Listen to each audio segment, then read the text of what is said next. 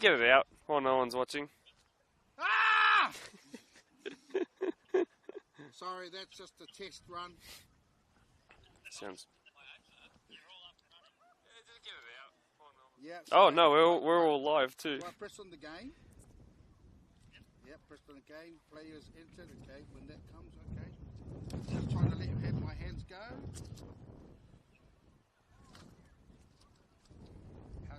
How's the volume for your commentating, bro?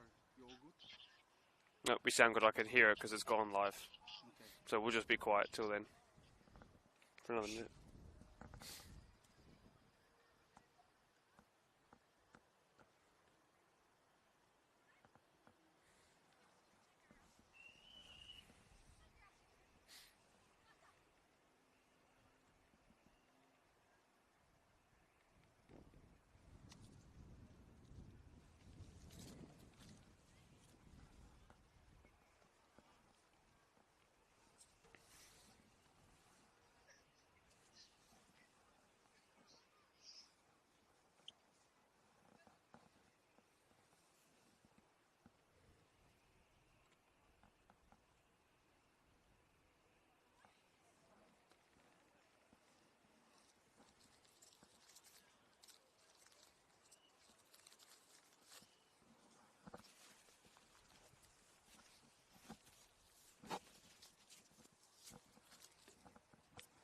Right, you ready to do players entering?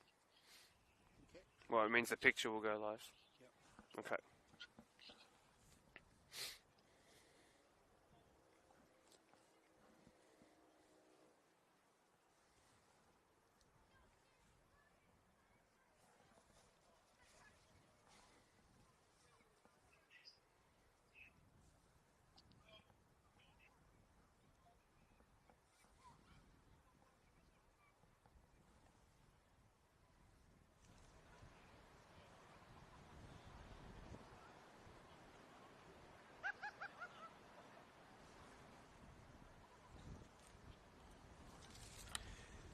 There aren't many occasions that don't need any type of introduction.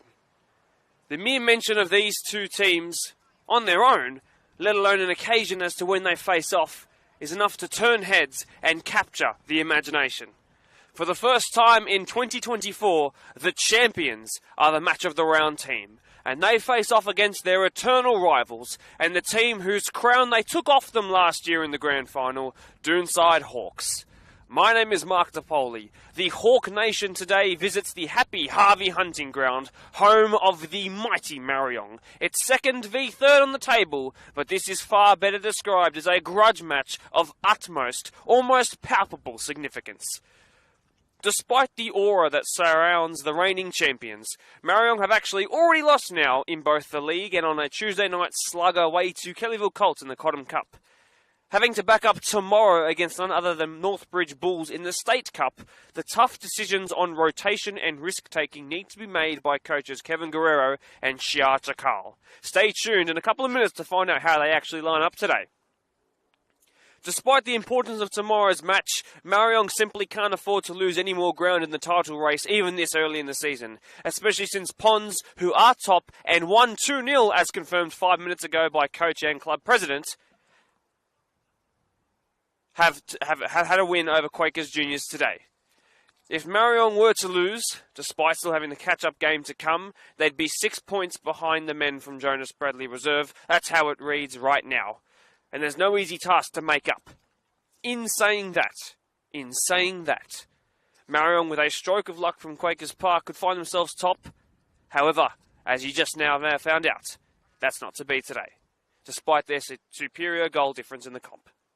It is tight, and there's potential for some movement, so that's the motivation for them today. For Doonside, well, they've really lit the fire heading into this one, jumping on the podcast last night and labelling the Marayong squad as an ageing one with a gas tank problem late on in games. From the 4 goals the Yong have conceded in the league this year, 2 of them have been past the 84-minute mark. But what Dooney were referring to was the Australia Cup loss to Hawkesbury City many moons back, where a second-half tidal wave condemned Marayong to a 7-2 loss midweek. Dooney have a lot to answer for themselves, though. The last time they played a football match, they lost to arch-rivals Ponds, which allowed Ponds to leapfrog them in the table, ripping right open that perfect start of the season that Dooney were proud of. 2 weeks with no football can do strange things to the body. We all know that. Today, there is no Ethan Eichen, who went off inside 10 minutes against Ponds a fortnight ago. There is no Marcus Correa, who's in Bali, and those two have combined for 11 of the team's 12 goals scored all season. The other one was scored by Jake Taylor, who also isn't here today. So yes, you've heard that correctly. They'll need to grind out this win today with an 11 who have not scored all season. They're only behind Ponds on goal difference, although with Ponds' victory, they've gone 3 ahead. So if they want to win today and go top heading into match week 9 next week, they'll need to stamp some serious authority and make a statement victory here today. The last time these two met at this ground, Marayong strolled to a breezy 5-1 victory. Today is by far and away the coldest match day of the year, so aside from the 2-week break most clubs have had away from football, this feels like the winter sport we all know and love. There's a chance that Dooney ends today on top of the league come the end of 90 minutes. Thank you for tuning into the Blacktown Premier League 1 match of the round, and momentarily we will go through the lineups. Now, as is typically the case with Marayong, unlikely to ever start right on kick-off time. So even though it has actually ticked over to 6 o'clock, neither of the teams are actually out here on the pitch. I can confirm you today, though, Brendan O'Shea and Darren Christopher are your 2 assistant referees. Darren Glover is the centre ref, one of the most loved referees in the entire area, let alone just the association. So let's slowly go through these lineups a little bit. Former Dooney man, of course, and one-time now championship winner, 2-time All-Star himself, Dean Kenny Rogers, has retained his spot this season in goal.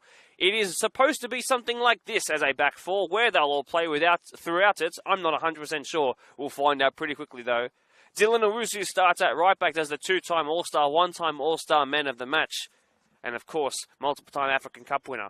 Wal Reese is meant to be the right-sided centre-back, but I haven't even seen him turn up today, so that might change last minute.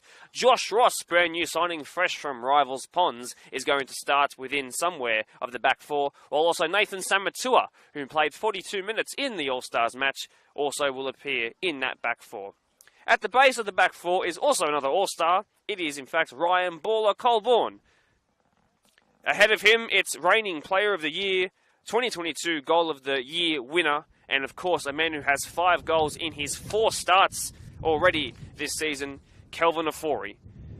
Mubarak Saeed will start at the top of the midfield as he did for the All-Stars. Mervyn Jakar will start off to the right. It's actually going to be MK, Michael Cody, who's up from the 21s, the former prospect man, who scored 31 goals, the 31st being in the grand final that they won, and 13 assists in the 21s last year. He scored against Kellyville in midweek, and he is a seriously pacey baller who is on the come-up, absolutely. Through the middle, it's former Glenwood Golden Boot winner. He won it at a time before the 2 divisions were created here in the Blacktown Premier League. Patrick Haloka makes his match of the round debut. Let's go to the visitors now, Doonside Hawks. Well, if they want to go top of the lot, they'll need to do so with the following 11. Jason Eckford has already played in goal today, having kept a very good second half clean sheet against a rampant Marayong in the reserve grade game, of which Doonside won 3-1 with 3 very late goals. Ethan Neves will start at left back with Jordan Hannon on the opposite side.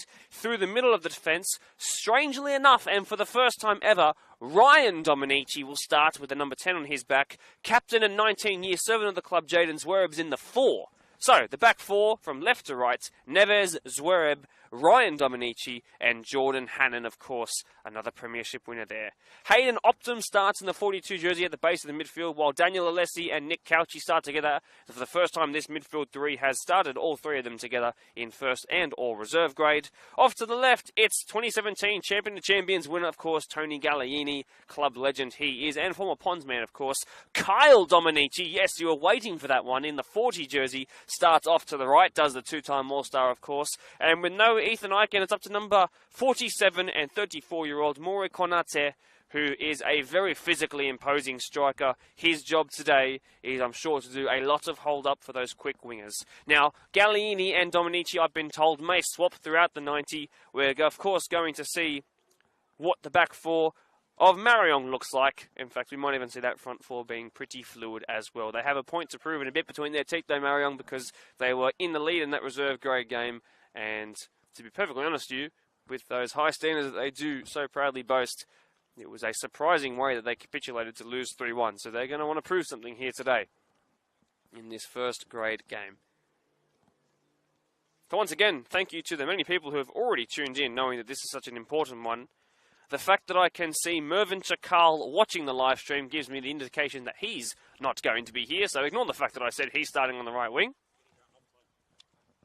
I've been told very kindly by Dylan Owusu, who is in fact starting, I can guarantee something, that Mervyn Chakal will be here at halftime. So the tirelessly hard worker on the pitch and at work, of course, is going to be arriving at halftime. We'll see what that means for the rest of Marayong's lineup. So I can see Mubarak Saeed, I can see Patrick Haloka, I can see Josh Ross, Michael Cody, and we'll see exactly how they line up when it comes to the formation. I'm extremely excited. I'm sorry that we are already 5 minutes delayed. That's the way of the Harvey Park. It's almost like a curse.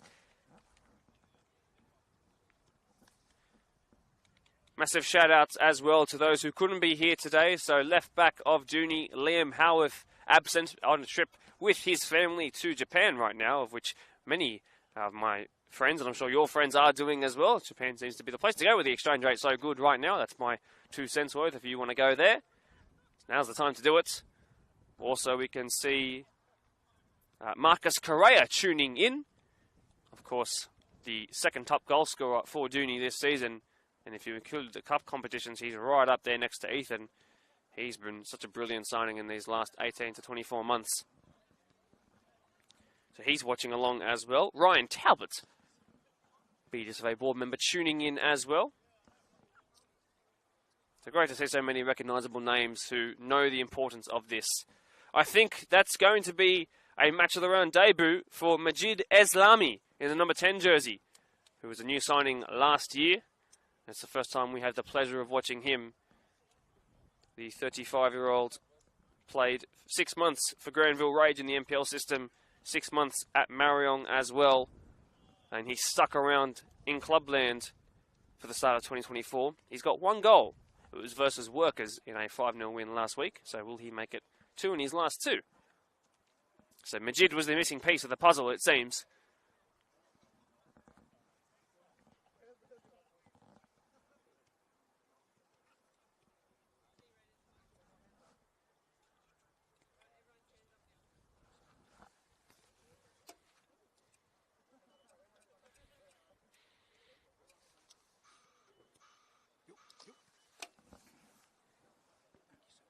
Still now just waiting for the referees to make their way out into the middle. Can see Ethan Eichen has tuned in as well. Some of the Workers boys are taking a little look, probably wondering as well why it's 7 minutes past 6 and we haven't started yet. And for everyone waiting, it just gets colder and colder.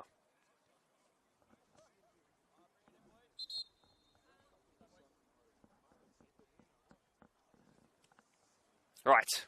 Jaden Zwerb shakes the hands of the 3 referees next to him. Kelvin Afori will come in to do the same now. This is where things start to get very serious very quickly.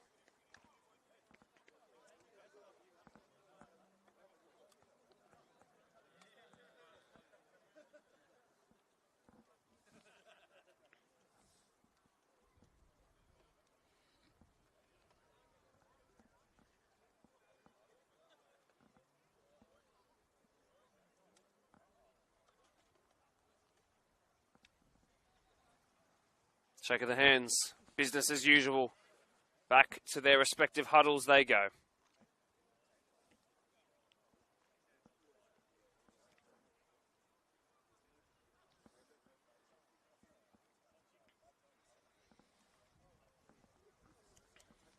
So it's Patrick Holoka in the 16. Gautam Shresva is also going to start as well in the 32.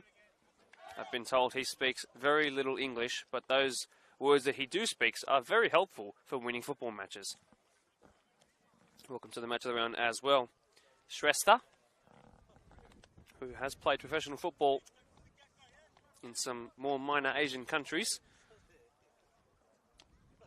which is still a highly impressive feat. And a serious pick-up for the Marayong boys.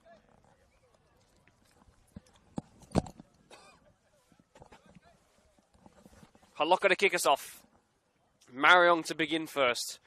How quickly will they put their foot on the ball and potentially get themselves back into a title race? Shrestha at right back.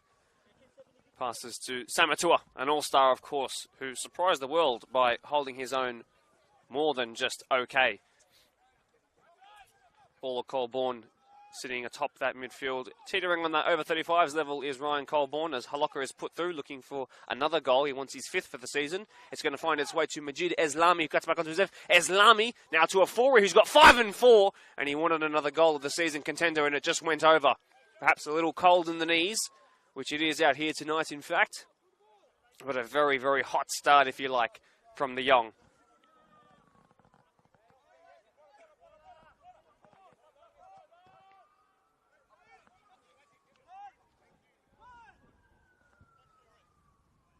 Well, Dooney just need to work themselves into this and take some time from these throw-ins, for example, just so they can calm their nerves a tiny much. Konate is beaten physically by Owusu, who's starting through the middle of the defence. Strong work by Mubarak Saeed, who's recovered well from Tuesday night, it seems. Being closed in now by Zwerb. Really lovely ball into the box. This should be one! Incredible save, Eckford. Marayong can't believe they haven't scored 1 or even 2 goals already. Super start. Well, we saw them lose their first game of the season against Workers. Against Eastern Creek, they then recovered against Workers. There's a player down, 2 players down. I think Mubarak is okay, but whoever the Doonside player is, I think it might be Optum, is down. Well, there's one Doonside player down in Ethan Neves who's just adjusting his shin pads. Don't be too concerned by that. It's the one with the referee right now, Darren Glover, that we're concerned by. But Marayong should be very impressed with their start to the game. And Dooney should be thanking Jason Eckford. Well, I'll make it clear on record right now. There will be many who will point to Jason Eckford as being perhaps one of the reasons why the Dooney result didn't quite go, the Dooney vs Pons game didn't quite go Dooney's way.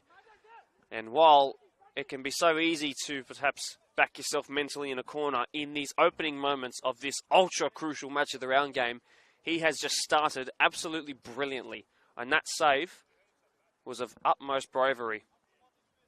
Now I think it's Galliini actually who might be down, because I can see Kyle Dominici, who's dropped into midfield. He's not playing winger, it seems, so we've been told some fib information. But Galliini has, if that is Galliini, he has struggled with injuries for large parts of his life.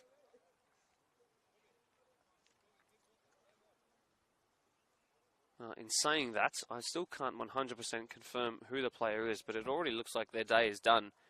I can see Josh Atkins warming up and Tech Meskele as well. Zach Saltuaga also re-warming back up the body. They've just played a really healthy stint in the reserve grade win, so you would not want them to be coming on straight away. They've got some recovering to do. But unmoving, oh, it might be Nick Couchy, in fact. No, it's not. I still cannot confirm who the player is. Jordan Hannon. Confirmation, Jordan Hannon, the player down. As we've been able to pick up from the conversations below us, which is the benefit of having the technical area below us. This could be a massive moment. He's receiving some very serious physical attention. And this might just be exactly what Doonside need to work their way into the game. Not losing their starting right back, of course, and one of their most senior players. But just the fact that they were under the pump so early, they're allowed now to just readjust. They've seen how Marayong want to play and who's playing where. and they can adjust accordingly. So we were told, of course, that Kyle Dominici was going to be playing as a winger. It doesn't look like that. He's busy chatting to his brother Ryan now. Well, Hannon's back to his feet, which is a fantastic sight. Marayong are working the ball between themselves right now. Dooney have been a bit more concerned with their right back and his well-being. It looks like his well-being is good, but on thin ice and on high caution. After all that, Marayong are going to box Dooney in with this though. Ethan Neves has the big job to do of getting them out of this situation. And already 13 minutes past 6, but only a minute has been played here in the match of the round. Long throw taken by the former Endeavour United man from the Victorian NPL scene. Zwerb leaves that out, knew that even he couldn't keep up with that one.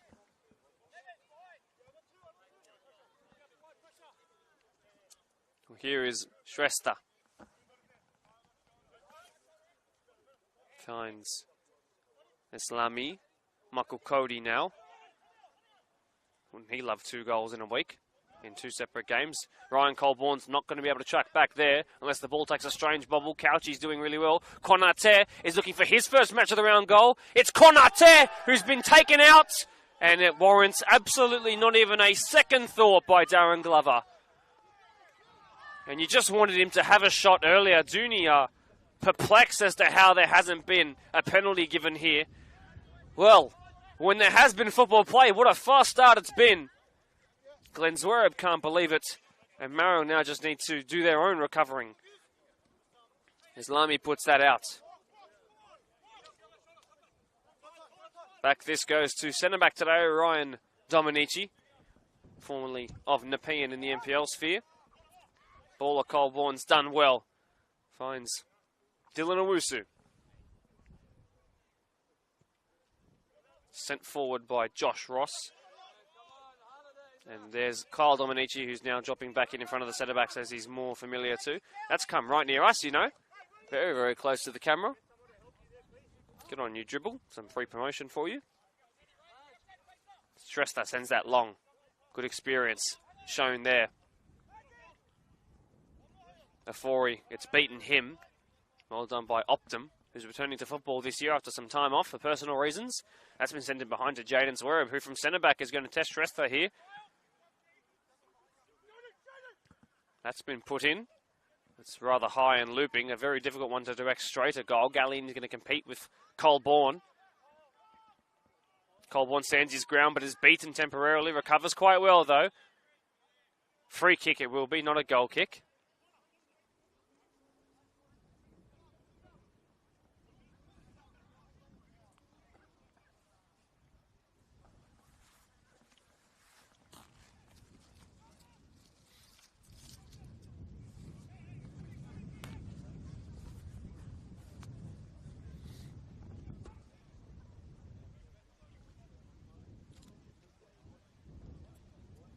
So it's not quite a corner. You've got a better angle at goal, which makes Dean Rogers' goal a lot more open to angle at. It's sent in towards the front post. It's been cleared away by Majid Eslami.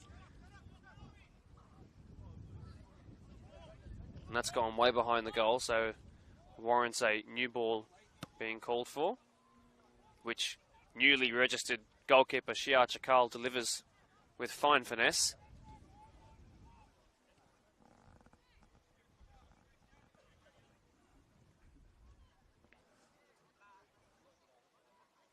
So another minute or so to add on when we get to half-time, hopefully.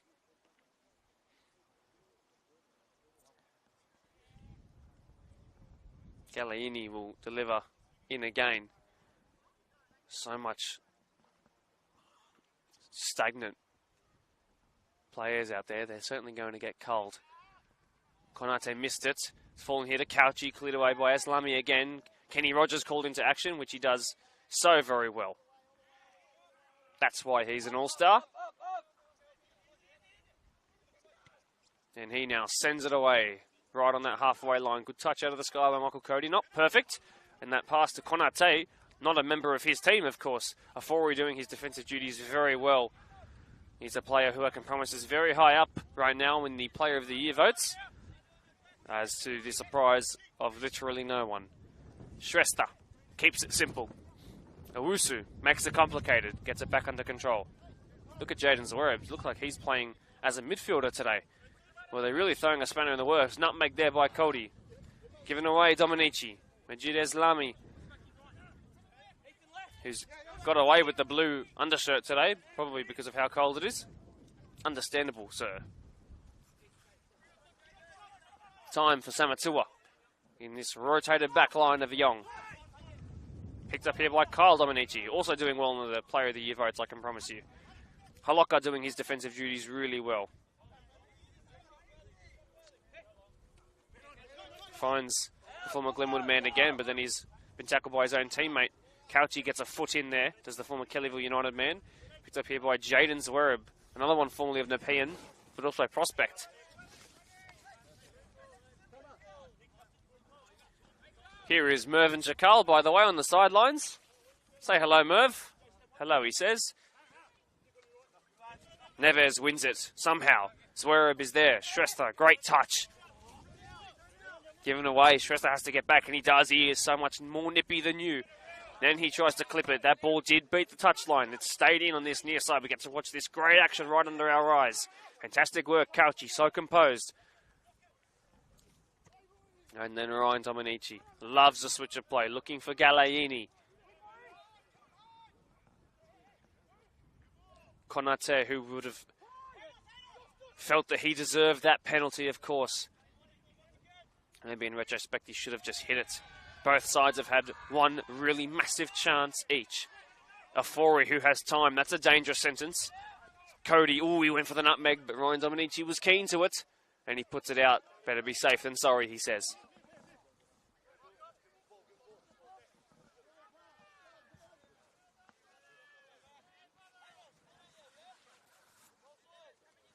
Very jovial Marayong and Dooney supporter base on the opposite touchline, which is smart, because that means we can't hear it from here. Touch Holoka, back to Shrestha. There is Michael Cody, 3 brand new players into the first grade space this year. Majid Eslami got something on it, but Jason Eckford was called into action under no real duress there. A bit of a strange clearance from JT Eckford. Eslami, well, he can't really direct this towards goal, surely, but I've been told he's capable of a lot. Sends it back towards Michael Cody. 43 goal contributions combined last year in the 21s division, of which they were champions of course.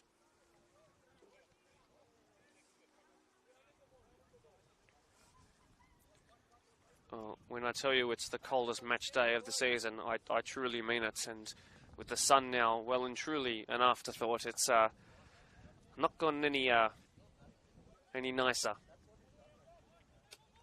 Afori with a chance to knock up another match of the round assist, which he looks to do with that good ball towards goal, and Eckford was there after Michael Cody got his head to it. Look at the rate at which Josh Ross is tracking back here on Kyle Dominici, who does seem to have more of a free roll today.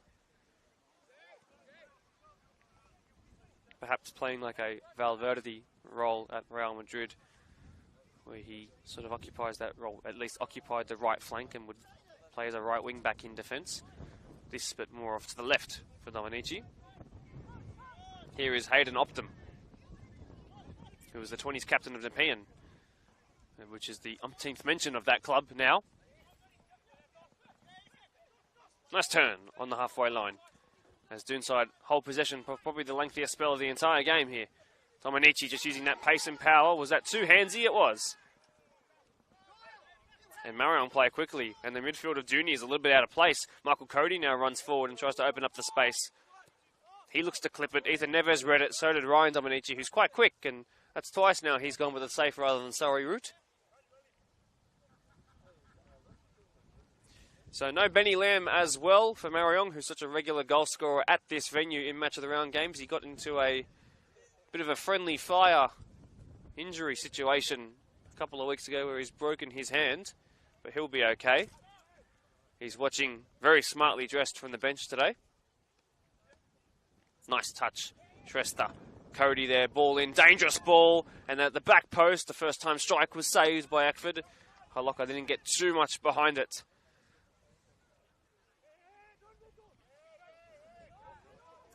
Dooney have gone for the blankets and bedding approach on their bench as the wind whips up at the exposed skin around this great place. Samatua left it, probably to the advice of Dylan Owusu. Shrestha goes back. Samatua goes square to today's centre-back Dylan Owusu. He played against Kilivu Colts through the middle of the defence as well, as Josh Ross sends it forward with a bit of backspin there. Easily done by Daniel Alessi for the first time. We get to mention the former Parramatta FC man.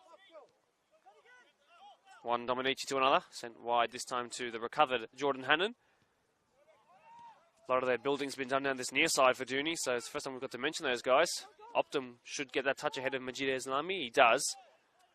Is Alessi playing as a centre-back today? How confusing is this? Both teams can't decide what positions they want to play today. Sent forward. Picked up Shrestha. Well done by Gautam. Gautam Shrestha again. 1-2 Majid Islami, and again Cody. This brand new triangle that we've seen for the first time in match of the rounds today. Afori tries to play it through for Cody, and it was in the end cleared away.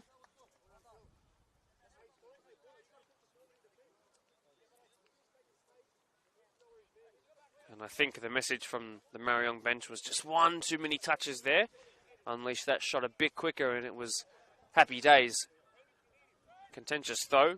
Islami missed it. Dominici didn't. Ryan, that is.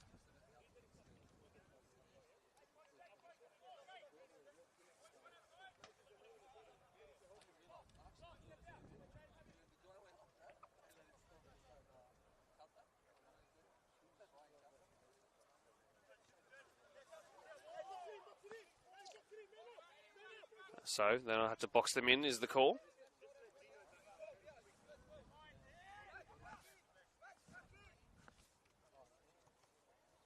Konate using his physical presence well there.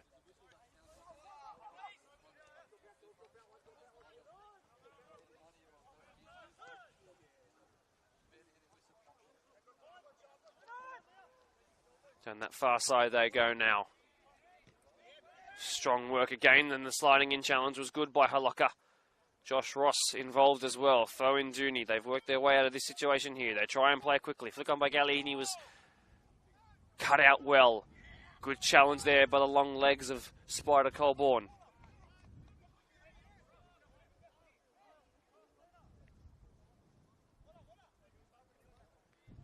So what you're about to see is our scoreboard appear. Do disregard the timings.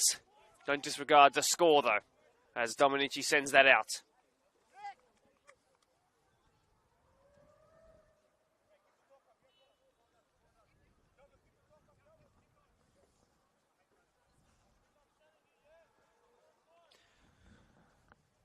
A chance for Marayong, perhaps. What can they produce from this throw-in? Afori is there.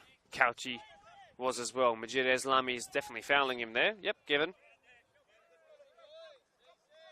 Having some words with him is Nick Cauchi.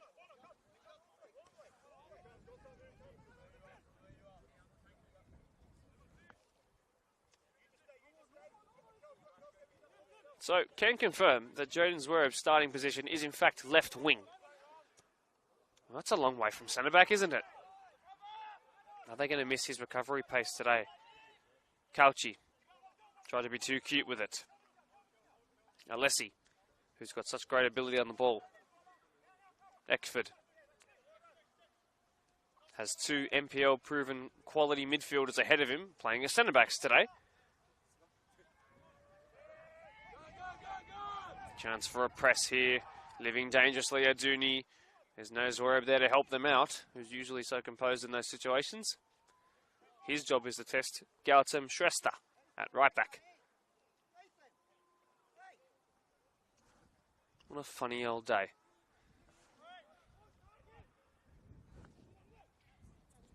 Galini was beaten to it by Josh Ross, who I'm sure is being watched by those Ponds boys currently 5 points clear. Before this game started it was 6. Technically this is a draw at the moment, so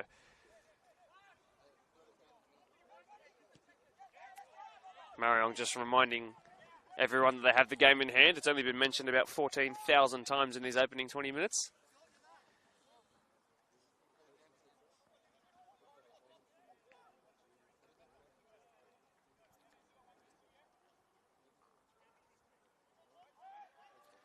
And so the competition grows in every passing moment. It's the importance of these games dawns upon you listeners and you viewers today, I'm sure. With every passing jovial comment from the touchline, there is a hint. Lovely clip by Kenny Rogers. Even better touch by Dylan Owusu. Well, he's made that work somehow. So Matua, who was actually a winger in his past life as well, now a centre-back in his mature days. A really reliable player as well. The right-hand man of these two coaches for a long time now. Owusu has space. Featured on the podcast in midweek, of course, as you would have seen last night go up. And still worth a watch, by the way. Certainly at half-time if you have time. Just through the annoying guy speaking at the start. As Lamy leaves it, that's really, really well done. Nafori's now making the run. Perhaps this is why he has 5 and 4. Offside flag raised. That's better from Marayong, and they know it too. Optum tries to help Doonside play quickly, as Lamy couldn't slow him down. Lovely work there by Hayden Optum. There is Jaden Zwerb now being closed down by Gautam Shrestha. Although that little pass was a bit directionless and cleared away towards Haloka, the only one really competing for it. Left by Alessi intelligently and recycled now at the back. Hannon. That was cut out there really well by Mubarak Said, who we haven't seen that much on the ball since the opening 35 seconds of the game. That's why he should be on it more, though. Michael Cody took a poor touch, but his pace is very good, and Cody took out his men while also having that ball cleared off him. And they're going to call for the free kick. They're not going to get it, though. It will be a corner for Marayong. So Cody went to hit the ball, but because it was taken off him, he's inadvertently hit the knee of Alessi. Dooney want the resulting free kick in their favour. In the end, they have a corner to defend. Understandable appeal. Not a wish that's been granted. So Afori to deliver. 2 hands raised this time. Deep, very deep indeed. It was Dylan Owusu who got there, and Mubarak Said was threatening. Of course, scored the very last and final goal of the entire season last year. The most important goal of the entire season last year from a green and yellow perspective. Has picked up 1 this year.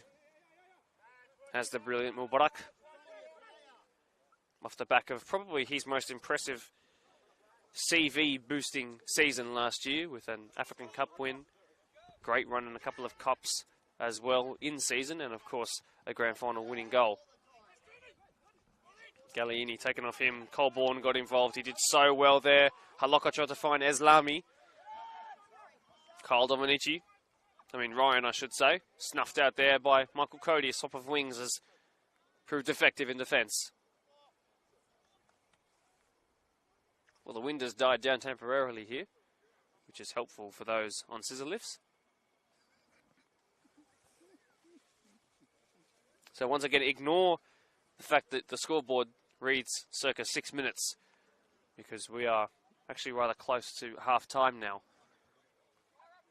The scoreboard itself, though, that 0-0, is in fact something you should listen to. This game is deadlocked, although some might say somehow.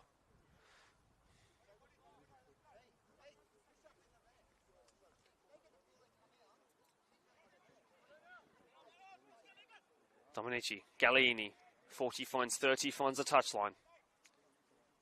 Dooney throw, Hannon to take. Throw in taken, flicked on Cauchi.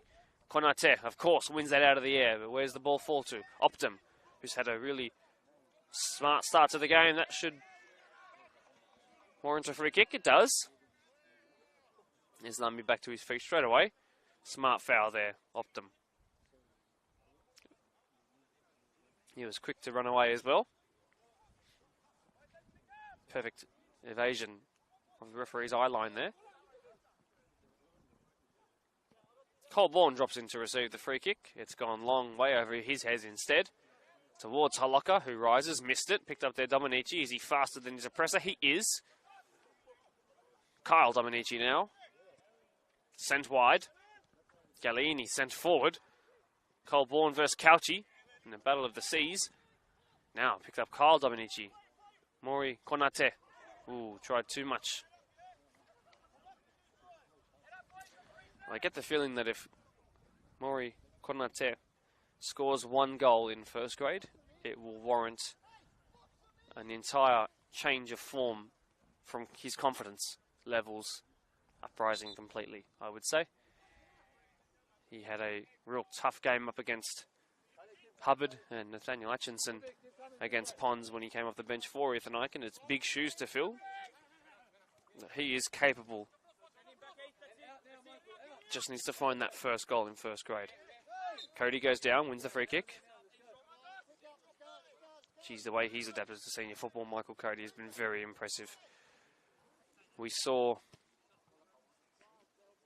a couple of 21s boys from Marayong make their debuts toward the end of last season.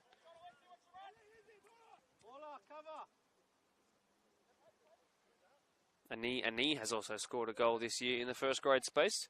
Absent today, though. The 21s won 4-1 today over Doonsides. Chance here. Offside flag might have been raised, and Jaden Zwerb is going to test Kenny Rogers' pace here. It's been cleared away by the goalkeeper. Out for a throw. But that was the right decision. He had to come for that.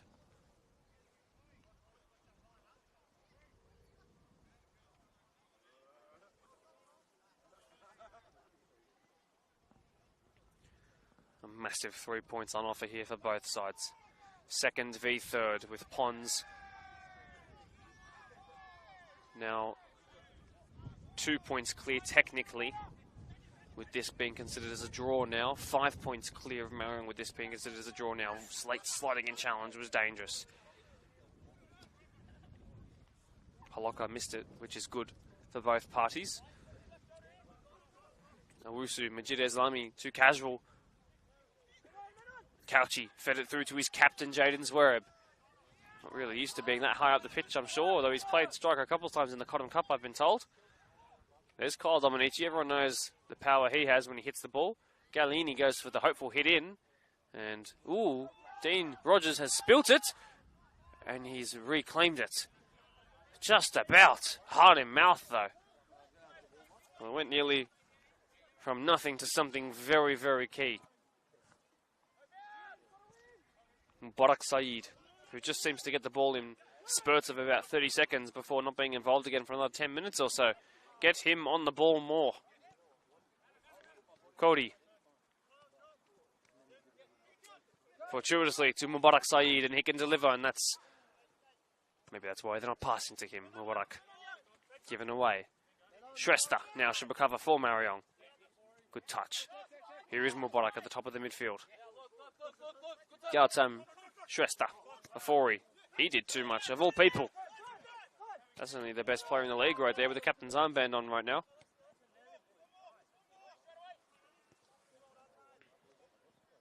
Eslami going across to track. Galliini up against Josh Ross, who was fouled. Not given. Was there a little stamp there as well? Well, they want a handball, Junior, and they're going to get it, in fact. So Josh Ross, in thinking that he'd won the free kick, has given away a set piece himself. And that's why that move is risky. People do it, players do it, because they can launch a quick free kick if they know they've been fouled. If they guess incorrectly, though, well, it can lead to this. Imagine if Dooney score off this. Ooh, Pons will be laughing somewhere. Ball played in a little lame, though. Cleared away. Strong by Neves. Strong by Afori. Cauchi steps in. Ooh, free kick given against Optum this time. This is where quick free kicks can be deadly. There's space in behind that midfield, and it was pulled by Eslami.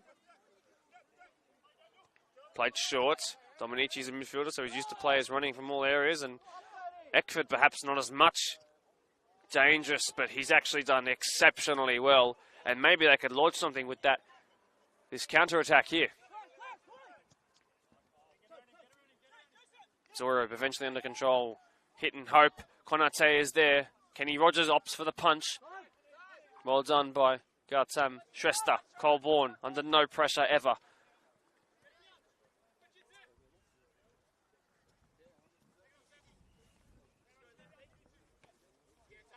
On this near touchline, Eslami, who's got like a free roaming role, it seems, as the number 10.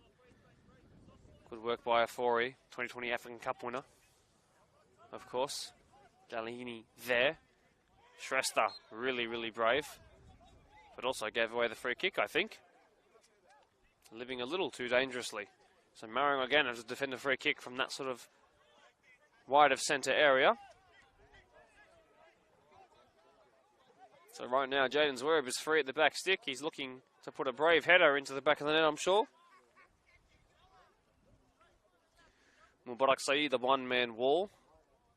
Jordan Hannon is the one who'll take the set piece. That's because Kyle Dominici is going to perch himself right on that 30-yard mark from goal.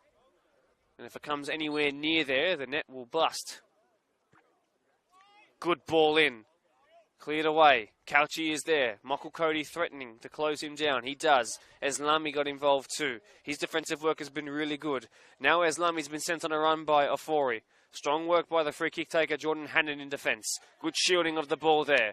Alessi goes to his cross-Italian teammate. And now it's from one side to the other. He's a Neves involved. All four defenders have touched the ball in this passage of play of Dooney. Great sliding in challenge by Gautam Shrestha. Konate injured. And the free kick's now been given.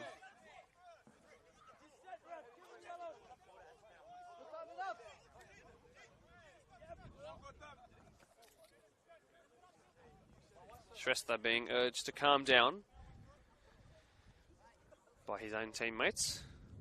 Afori with a little hop, skip and a jump as he tries to mend his ankles right now as well.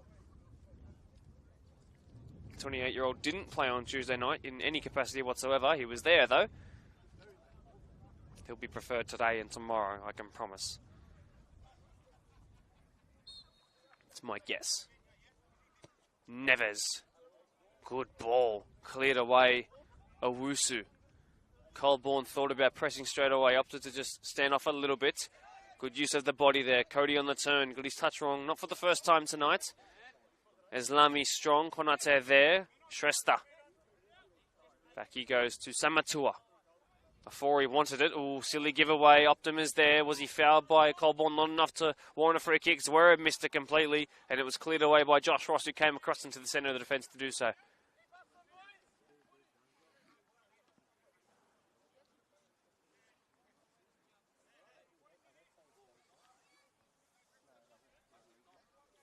So, from around the ground in first grade, Ropes 1, Rivo 0 in a huge result. Workers 3, Tigers 1 in a very telling result. Glenwood 4, Newbury 1.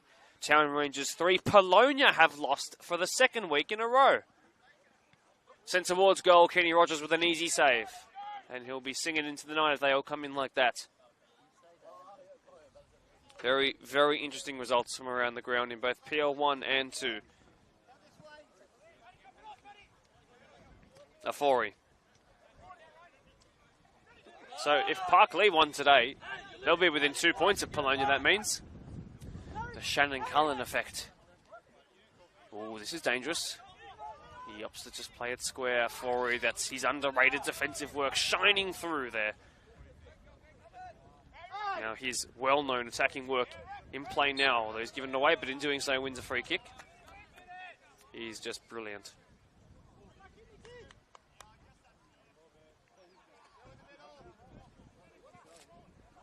Well, even though it is teetering on 7:15, there is to be plenty of added time and consideration for the delay that we had at the start of this game. So I can imagine that there's at least 10 more minutes left to go. We'll be sure to make sure that the scoreboard's looking perfect as we head into the second half. Sent forward by Marayong. One in the air by Hannon. Galliini got there too. Afori is now involved in recycling things. And back they go to where the free kick was taken. Owusu, he was read there by Galliini, and Dooney loved that.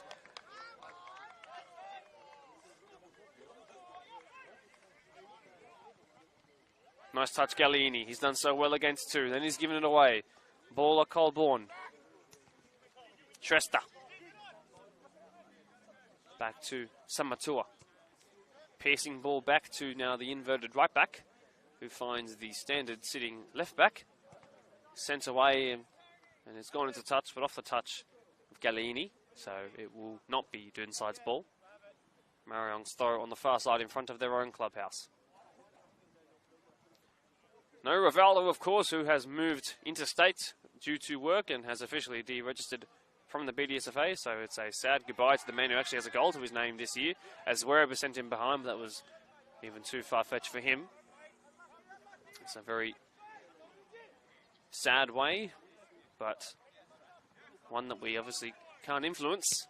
Rivaldo being on the way out, but the lovely character that he is has got to take other opportunities. As now Michael Cody, who's actually been his direct replacement, now steams into the box, cuts back, shoots, and wide. Somehow. Did Eckford get a touch? He did. Well, Eckford has saved the day twice now with two huge saves. One in the opening couple of moments of the game and the other one teetering on half-time. Wow. Well, it's been a special performance from him so far. No Matt Dudgeon either, so of course he's played both the reserve grade game and the first grade game now too. It's a busy day for him. Afori will take now his third corner from this side. One arm raised again. Good ball in, Owusu, and he's just fired over.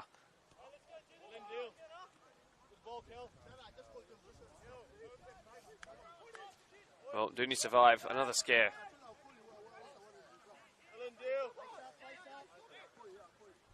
Crucial moments in the title race here. Even on game week 8. Little push, free kick.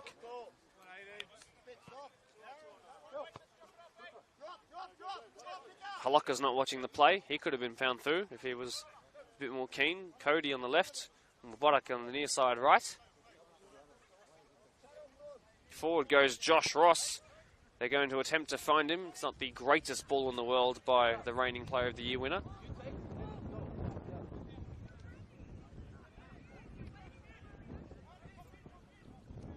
Sent in. Unless he took a touch. Cody wants a second stab at it. Cleared Hannon. Touch it goes.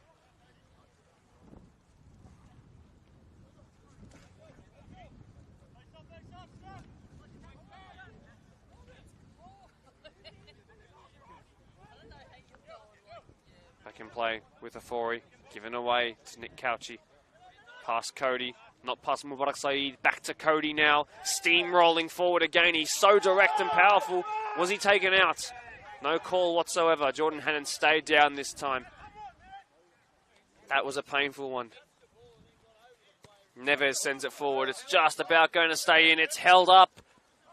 Samatua knew he had to professionally foul Zwerab there. And it's been given. And that was definitely the right choice. No, that's the right choice. Don't let the home crowd tell you any otherwise.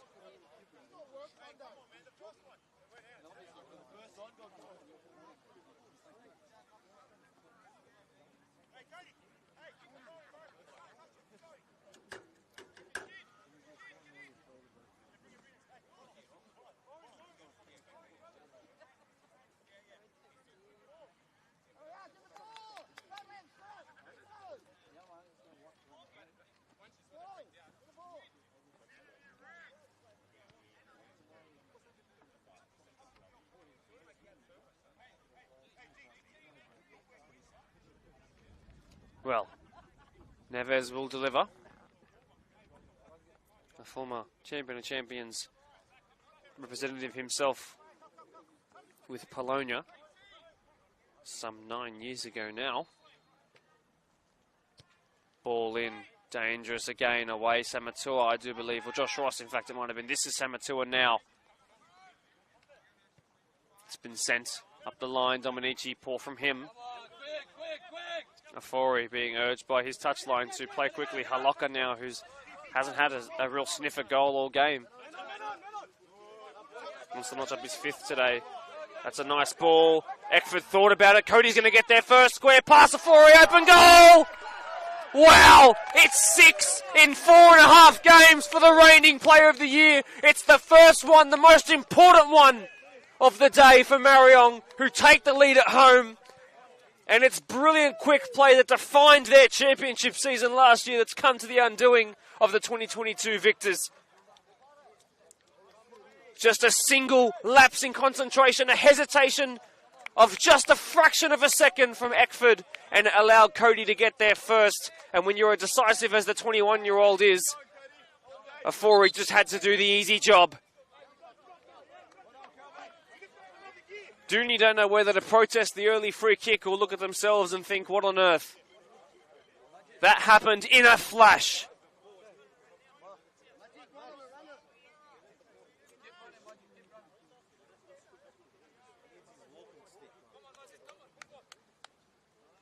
Well, that's 1-0 to Marayong.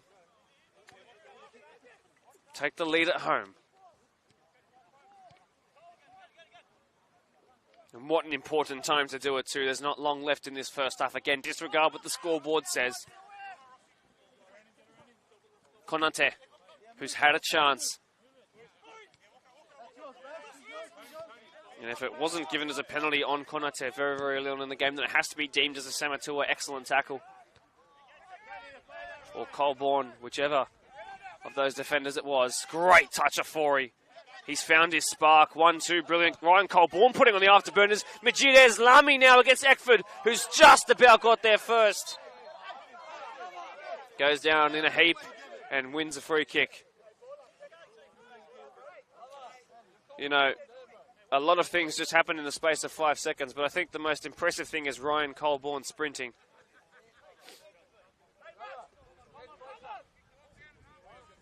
Rarely ever see Baller himself go forward at all. It's so well known throughout the competition that he stays back, but he was on a gallop.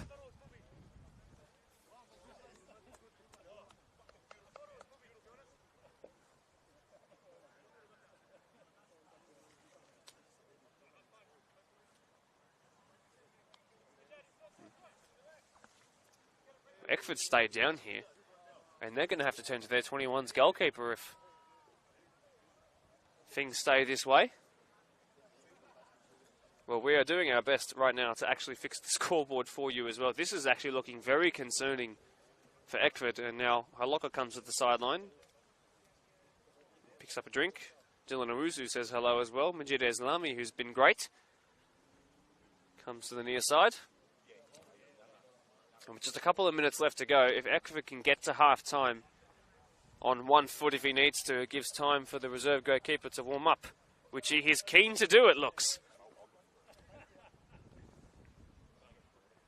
It'll be a big moment for him. Jordan Hannon down stretching Michael Cody, who's got the assist. And his first technical match of the round assist. It's on his first on camera. He has goals scored aplenty in the 21's grand finals across 2 years, and assists to go with that as well. But his first technical match of the round goal contribution comes against Doonside of all clubs, and my word, he's been fantastic. So Eckford's a little ginger, well, a lot ginger, but back on his feet as we tiptoe towards half-time. And the free kick rightly given if there was that much contact made. Yes, confirmation from Blake Morris as well. Not just dribble, that they've got the 3-1 win over Polonia. A big turnaround result for them. So, when I said on the podcast, is it the best or worst time to play Polonia? Turns out the answer was the best. If you're that of Town Rangers. Who, of course, lost to St. Pat's in that Wednesday night game, which was so much fun. Mubarak Saeed, strong work, Optum. Put his hands around Optum for just a second. Didn't win a free kick, though, because Dooney have kept the ball through Dominici. And now Daniel Alessi.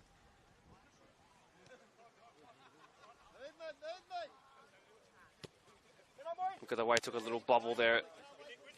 Galtam Shrestha read that well. Lafori there against Couchy, who is so strong, especially in the core. Samatua. So top speed in a flash, but he's lost his balance.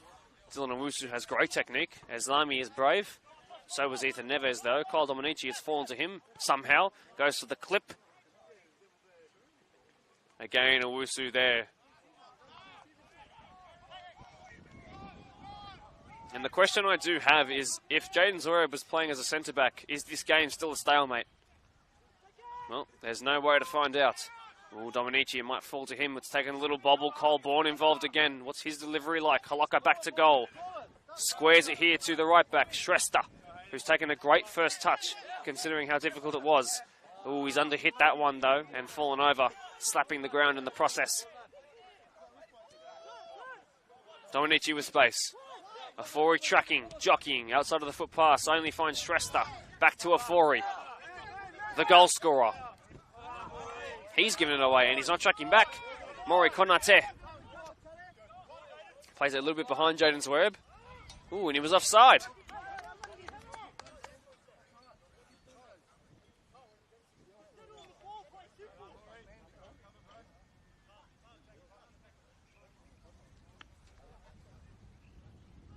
A look at the watch by the referee means we are very, very closely approaching half-time. I think he's indicating just a couple of minutes to the sideline.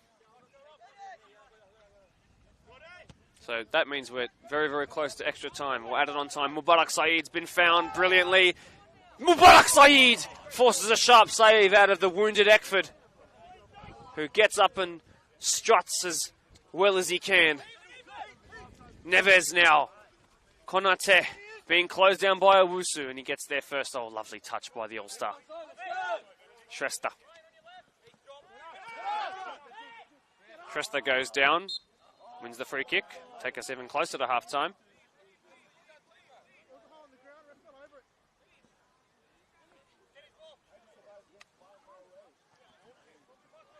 Well, the unfortunate thing for Dooney, and I'll remind you as well, the 11 players playing out there for Doonside tonight have actually not scored a goal this year in first grade level.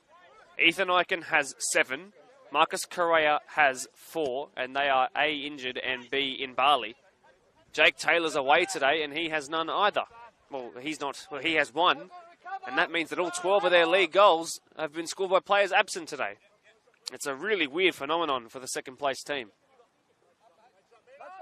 Eslami has kept possession really well. Samatua. Just about got there, Neves. Taken off of Dominici. Mubarak Saeed is strong. Touchline found. Throw in for Marayong, who have a couple of minutes now before half-time. And if they find a second one, well, we know how good they are at home.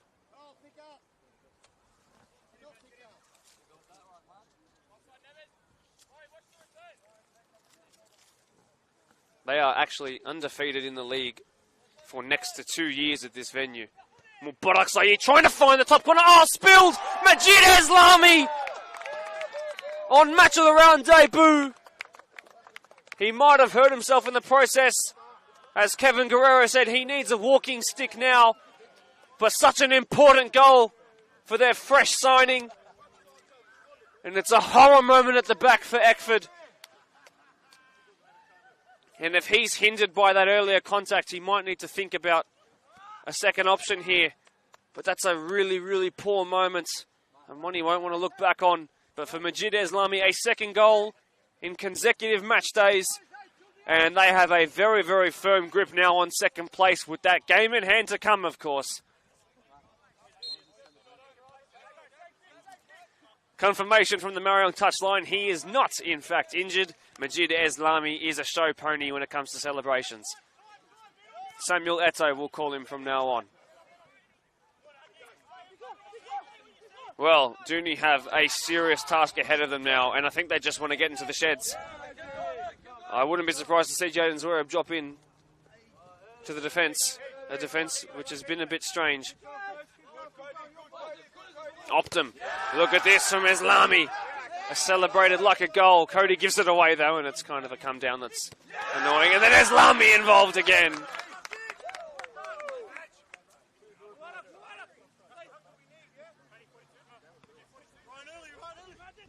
Dooney are looking at themselves and wondering what on earth we need to do. Well, we'll have that question to ask in the sheds, because to the sheds we go with the game separated by 2. Two very important goals. The first was a brilliant bit of play, a great show of physicality by Michael Cody to find the rating player of the year. And then Majid Eslami on match of the round debut just pounced on the loose ball and smacked it into the roof of the nets. We'll see you back in about 10 to 15 minutes or so. Marayong and Junie always like to take their time at half time, so you can expect us back soon. But until then, separated by 2, Marayong are back to second with that game in hand.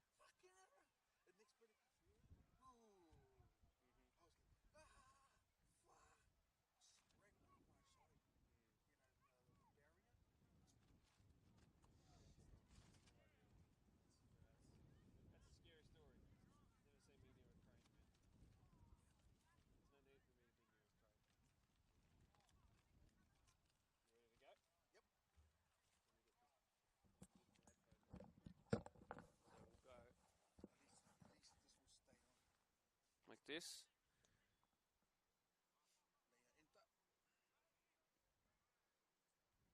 And we'll go this.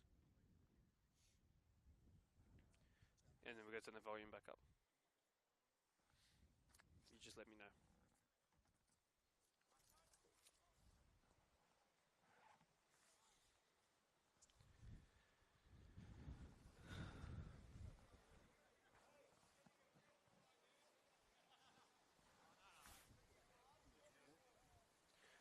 Well, Dooney have been forced indeed to rotate today with no leading goal scorer, no second top goal scorer, and of course that resulted in a very awkward, haphazard starting 11 to those who are used to the normal, I guess you could say. Jaden Zverev starting on the left wing, two midfielders who are usually eights playing as centre-backs, not even sixes playing as centre-backs. And as a result, they find themselves, whether it's directly as a result of that or not, so I'll let you be the judge of that, they find themselves 2-0 down away from home to a free-flowing and in-tune Marayong side who have got their own injury force rotation things to worry about today, and also the Northbridge Bulls to worry about tomorrow. So, how quickly might Marayong go to their bench? Of course, their captain is standing on the touchline just below us, waiting to make an appearance today. There are some great players waiting in the wings as well, but those boys out there have done the job, and they've been led by Michael Cody, by the way, who has probably been the player of the match, alongside, I would say, the reigning player of the year in Kelvin Ofori. So, do they change things around, maybe not even personnel-wise, but structurally, and how their formation might work? Well, currently I can see Maury Konate has gone to the left, even if that's just a temporary thing and perhaps a worked kickoff strategy they're about to implement. Jaden Zverev looks to have gone through the middle.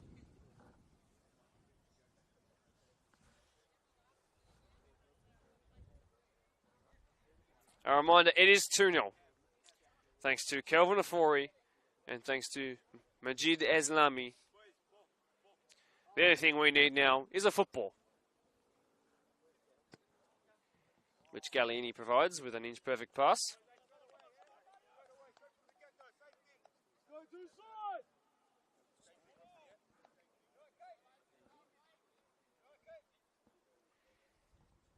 Any moment now. And we start, and away we go. Dominici, who was good on the ball. Alessi gives it back to Ryan. Got his first Doonside pre-season this year as Gautam Shrestha gets his first involvement of the second half. Ryan Baller, Colborne, who was typically brilliant. Cody, great use of the shielding body. Josh Ross, who's the only man with no name across the back of his shirt as Marayong looked to hit early on in this second half. Hannon involved again, who struggled with some back spasms in the first half. Back to Alessi, who's composed, and he just lumps it forward with everything he can. Colborne, it's missed him, and now Zverev can try and launch something along the ground towards Konate, who looks to be back towards that central striking position. And it looks exactly the same as it started and ended in the first half. This should be a perfect touch. It is by Shrestha.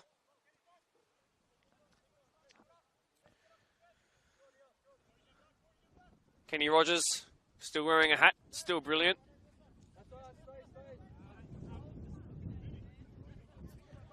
How can Jason Eckford pick himself back up in this second half? He is a brilliant keeper, and he knows that. We just need to see that once again. Gallieni with his left foot, of course, the champion of champions winner.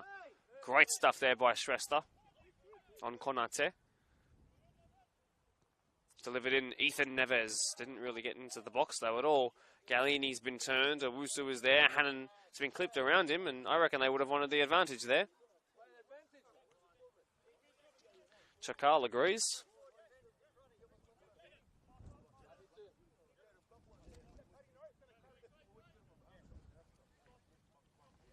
Two minutes in. Both teams have been down either end of the pitch. Kenny Rogers has the first stoppage of play to amend. Sends it wide. Neves will pick it up. Nice touch, actually. Being closed down by Mubarak. No free kick given there. Haloka, who I'd love to see further at goal.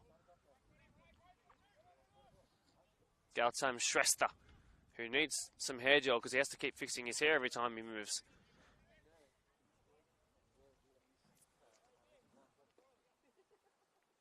Plays it short to Mubarak Saeed.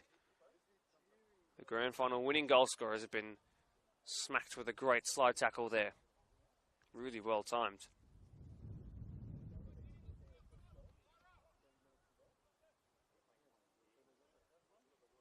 And so they make a bit of yardage. Shrestha takes it quickly. May have got a couple of yards with that throw in there. Majid Eslami to Mubarak Saeed, who was so good in that All-Stars game, Mubarak, and deserved an assist for Ethan Eichen, speaking of him.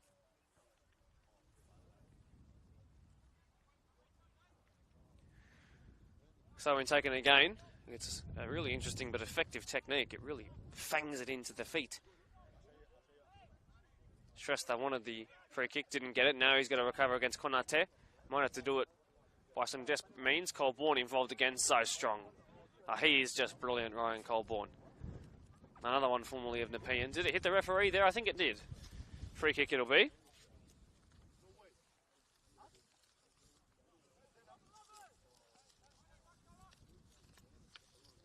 Marayong have the yardage right now.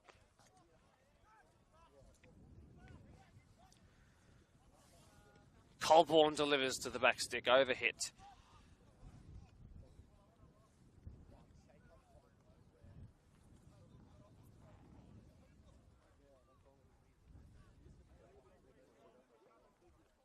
So all is not lost, of course, for the Dooney boys. They have plenty of time to recover. They just need to start combining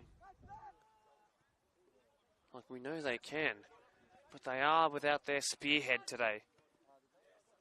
Galliini, of all people, gives it away. Michael Cody is there. So is Daniel Alessi, though, on this near side touchline. Geordie Hannon. Optum gives it away. 6 on 6 here. A 4 he picks it up for the first time in the second half. He tries to finesse. Oh, it's got some real movement, and the crossbar's been thwacked. And Optum's down. And Kelvin Ofori has just proven once again why he is one of the most dangerous players in not just the entire competition, but in the entire of the local district area. There would not be many players this side, I would say, of the Harbour Bridge better than him. There's a real concern, though, for Hayden Opton, by the way, who is writhing around in pain, and we can only keep our fingers crossed for the number 43. Glenn Zwerb today, the physio. That's not the most... how do I say? It's not the most qualified physio in the world. Bit of water, lads.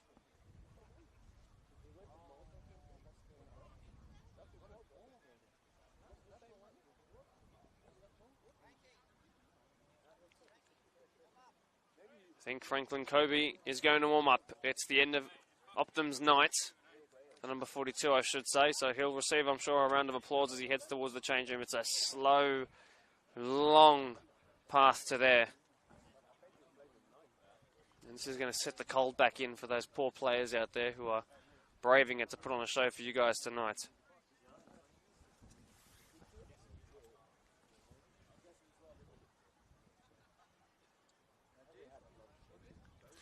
Well, so after equalising in the 99th minute of the A-League semi-final, Wellington have actually gone and lost 2-1 at home to Melbourne Victory. So that's right up there with one of the results of the season. Franklin Kobe has had about 3 seconds to warm up and take off his jacket. And the 23-year-old will make his way onto the pitch the second that Optum finds his way off it. It's a really sad sight to see his starting match of the round debut come to such an abrupt and unfortunate end. He's still got a little while to go before we get to the end of that touchline, and he's officially off of the pitch. Franklin Colby, formerly of Minchinbury Jets, will come on after a really strong stint in the reserve grade game prior to this one as well. He's got something to prove here. Called upon throughout the entire season, tasked with staying around for 4 to 5 hours by the end of the first grade game. He does it each week without complaint. A tricky winger he is. The front line of Maury Konate, Franklin Colby, and Jaden Swerve. If you'd have picked that at the start of the season at any point and put some money on it, well, you'd be a billionaire now.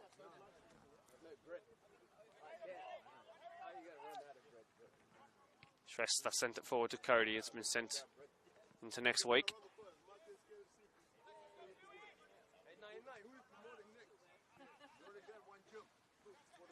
Colborne, whether it's reserve or first grade, he does the job so well. Although his ball was the one that's allowed Jaden Zwerb to find this. A great chest down. He tries to cut inside. Owusu's seen that before. Shrestha has flicked it towards the outline, but it took a little touch off Konate.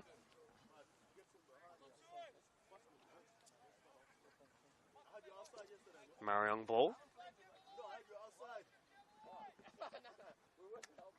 Barak Saeed. Sent forward Colborne. It's a foot race now, which Afori leads the press of.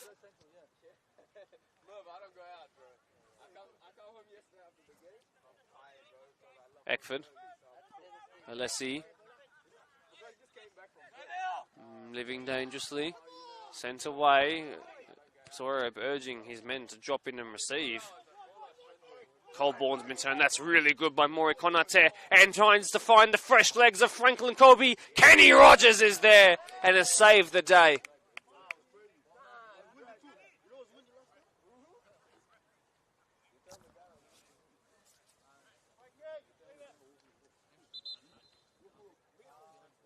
Oh, Dylan Owusu is down.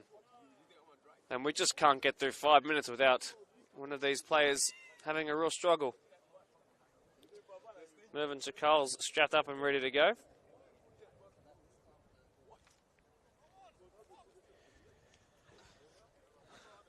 I think it's time. I think it's almost time for some Merv. 5 goals, 4 assists in his match of the round career. Already got 2 this season.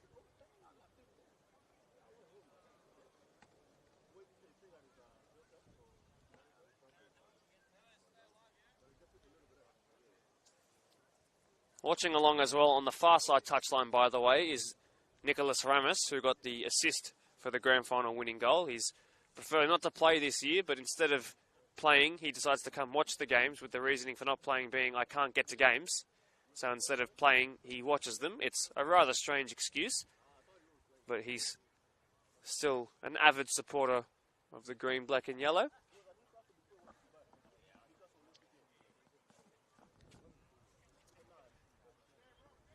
In all seriousness and in all truth, it's mainly due to the training as well.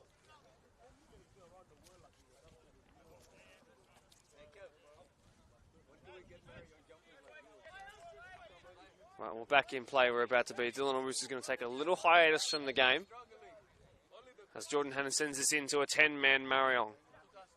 Konate is there. This needs to be Doonside's time to strike. That could really invigorate something of a comeback if they were to find a goal now. There's so much time left for this thing to turn around. Dominici does well past Eslami. Still Kyle Dominici. He only runs in straight lines. Given away. Ryan Dominici. Nice pass. And Doonside are going to retain, but they're one-man advantage. Of which has now been fixed. Marayong welcome back in Dylan Owusu.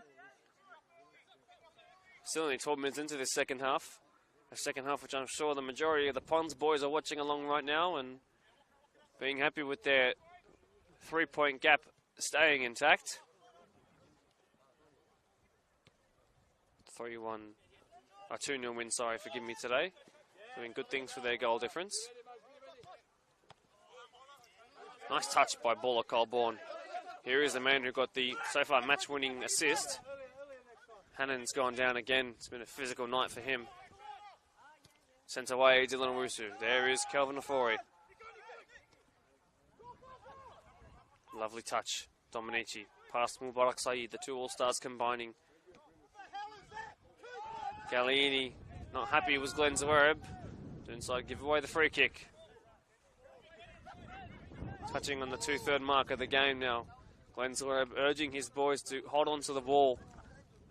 They are playing and combining a little better, I would say, than what I've seen so far in the first half.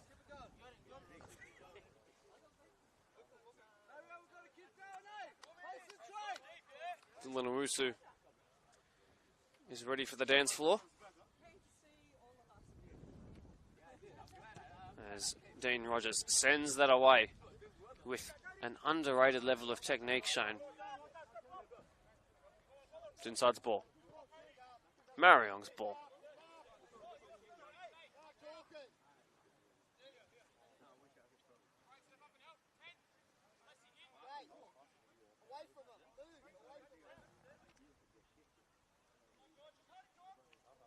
Hannon.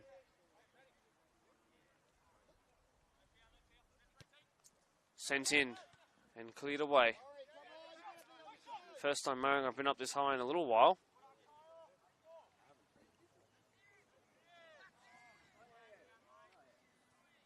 Marayong's ball. Dooney will have to defend. Shrestha intentionally, I'm sure, let that go.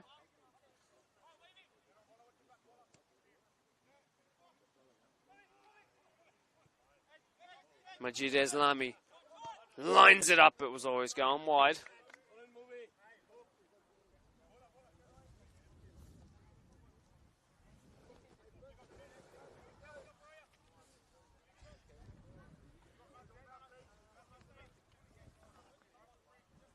Eckfort's had to go into the concrete netball courts to go and fetch this one.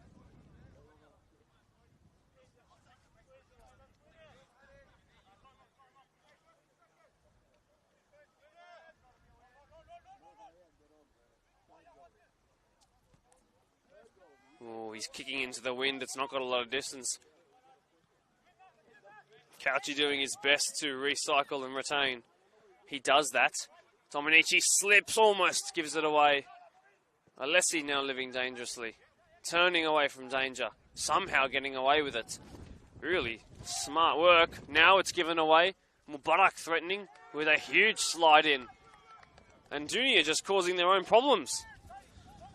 There's absolutely no need to meander on the ball there. Some might argue that that's the way they want to play out of situations like that, but that's never really been their way, to be perfectly honest. Maybe with this new crop of players in defence, they're more technically capable than their regular defender, with all respect to those regular starting centre-backs, but that's never been how they really do things. Sometimes to change your approach against the reigning champions. And Pons are just looking at this and thinking, this is exactly what we had against Doonside. We just didn't really have them spearhead any attacks. It's been sent forward again. That's an easy claim for the former Quakers Juniors, the former Mount Georgetown Rangers man, and of course the former Dooney man himself. Here on the touchline is Nico Harris, who got the grand final winning assist. He's actually warming up a little bit. Franklin Colby, actually a really nice touch. Can he keep it in? Good ball in. Kenny Rogers has the safest hands in the comp. Two-time All-Star plays to Gautam Shrestha. Nice pass to Mubarak Saeed. The right back continues on his run. He'll slow it down now, though. Mubarak's going to go himself. Tries to pierce it in behind. It was read too easily there by Dominici. Mubarak hounding on his All-Star teammate. Halaka tracking back. Josh Ross in hard. Free kick given. Josh Ross loves a free kick.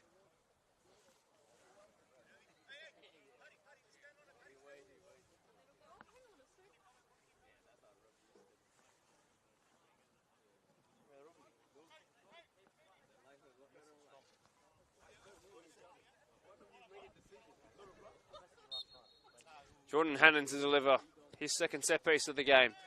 Nice floating ball towards the back stick. Konate, the obvious target. Zwerb been threatening, cleared away. There is Nick Couchy. Such a great ability to shield the ball. Hills Association's biggest loss in a while. Cleared away a bit haphazardly by Ryan Colborne. There's a chance to break here. Yellow card, surely. Nope, a fair challenge. Marayong not happy. Player's gone on, though. They have to do some defending here. Ryan Colborne, the only one back. Hannon goes for the clip, and that's a good ball. Good hands.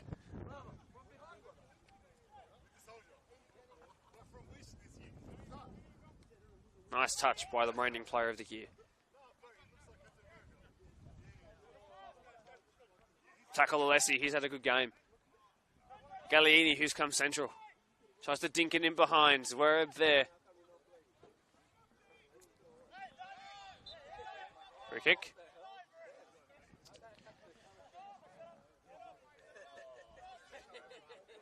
Glover, Darren Glover, the ref, never usually one to give away too many set pieces. Of course, a man who played in the old generation of very hard, sort of over-criticised Blacktown footballing era. An underrated one of the early 90s. But he's happy to give away a couple of free kicks here today in the cold. Offside flag has been raised. It wasn't actually on Franklin Colby. He can protest it all he like. It wasn't on him at all.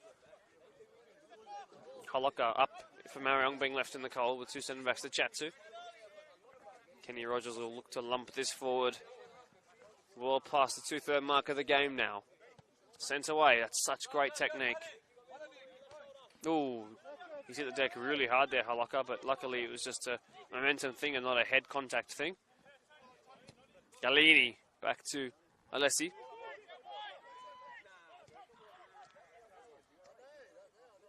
Nice turn. Nice pass. Konate. Samatua, who's had a quietly brilliant game as well. Owusu and Samatua trying to close him down. Comes to the edge of the box to Galliini. Strongly done. Colborne. Wide it goes. Sliding in again this time was Dylan Owusu. And that's actually stayed in and gone all the way to the halfway line, which is probably the best result they could have got from that. Obviously, besides getting possession back. Michael Cody's been on the ball a little less than we'd like to see, considering how brilliant he's been. Oh, he's won the ball back so well there. So well. There's Lamy. Holocka was offside. Yes, he was.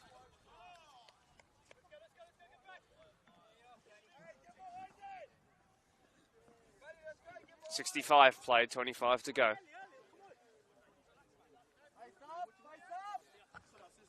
Played short to Hannon from Ryan Dominici.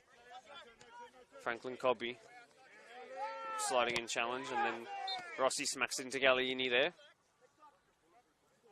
Marayong ball from the free kick it'll be.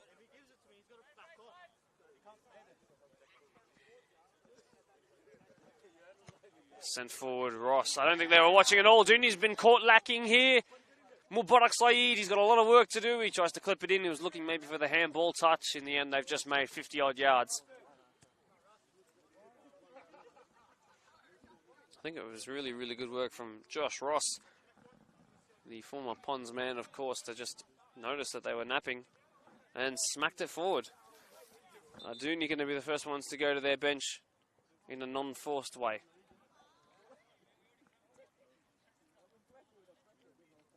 There's a player down. It might be Hannon once again.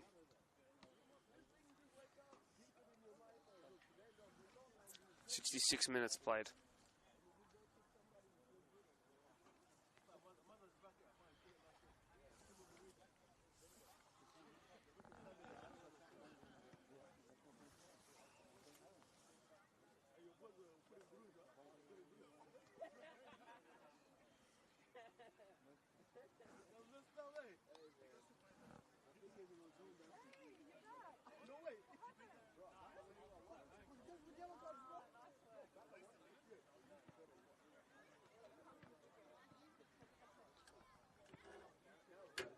So a live look at the table would indicate the following things.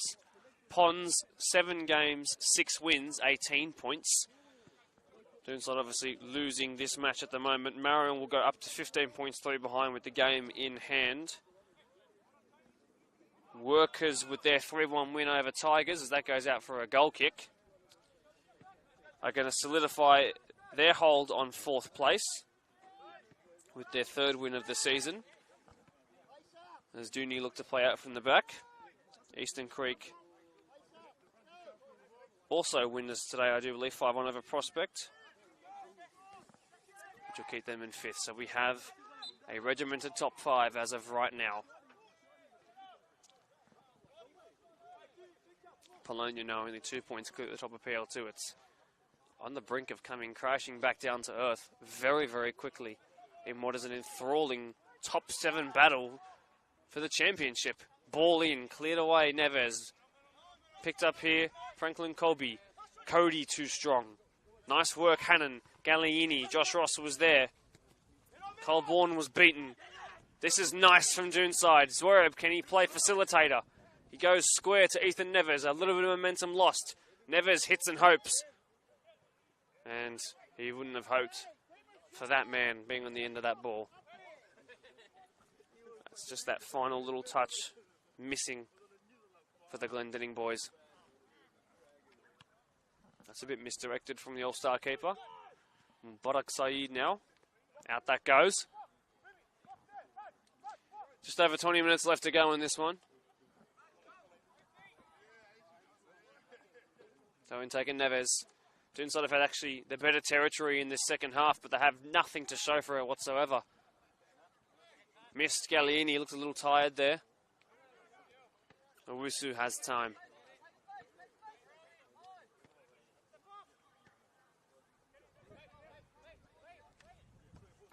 Oh, poor pass out, and then Kobe couldn't get the touch right.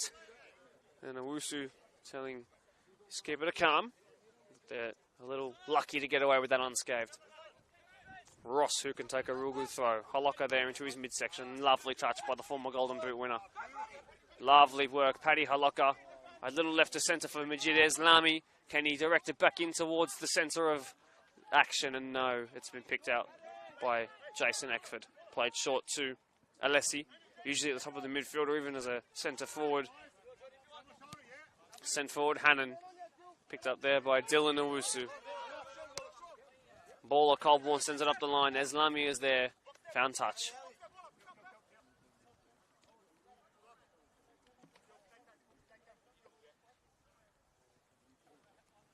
Well, that's 20 minutes left to go on the nose. Only really 1 or 2 minutes to add. Now Marayong look to work themselves back into their final third. Little luck there with the pass. Michael Cody sent him behind. Good weight on the ball. Snuffed out by Dominici. Marayong looked to play quickly. Ball delivered by Kevin Guerrero.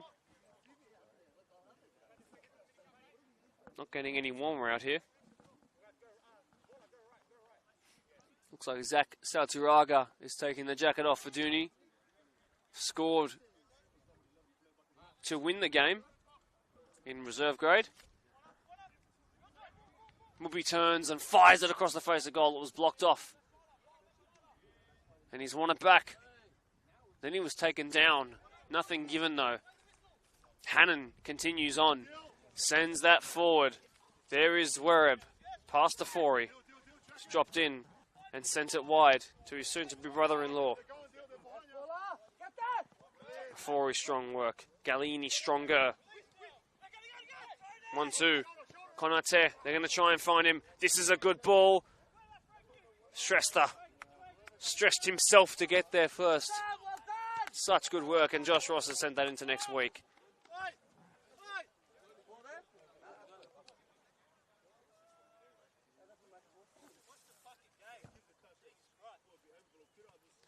Excuse any French. Junior taking out their frustrations externally.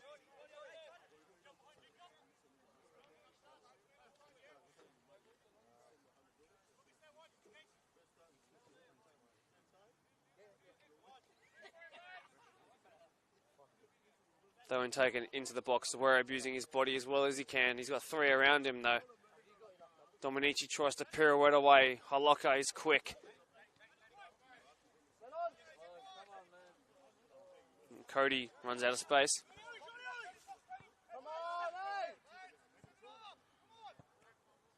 Missed by Holoka. Zoreb again trying to turn. He's strong, but he's not that strong. Given away again. Marayong looking a little sloppy. It's just hit and hope at the moment. Hannon has kept it. Is there something in this for Doonside? They're still back to goal at the moment. They need to fashion an opportunity. 18 minutes to go. They're slowly running out of time.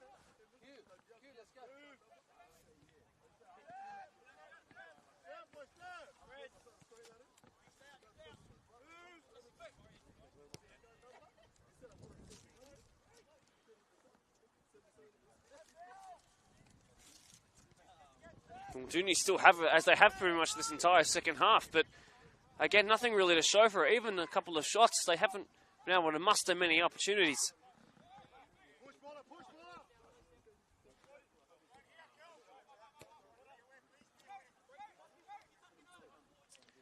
Marayong about to introduce Mervyn Chakal, who will take the captain's armband, and the number 96 in his match of the round debut, Akwazi Apaya. Good ball in, cleared away by Samatua. The right-hand man's Swiss Army knife does it again. Oh, and Marayong were away, if not for the whistle. It's time for change. Or not. Marayong are going away to defend this set piece in. Zach Salturaga about to come on as well. That for the Hawks. Calvin. Michael. Calvin and Michael. So, Michael Cody comes off. Kelvin Ofori comes off. Both decisions probably being made with tomorrow's game against Northbridge in mind, and the result, of course, right now being 2-0. Akwazi Apaya comes on for his match of the round debut. Mervyn Chakal notching up, I believe, to be his 10th match of the round in the last 3 years, which would make him one of, if not the highest, appearance maker in live streams. He might miss half the season, every single season for the last 3 years, but he somehow always makes the TV game.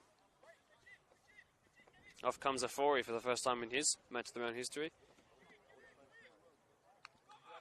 Would have wanted to stay on, but of course he's going to be needed tomorrow. He knows that, although he might need a bit of reminding at the moment.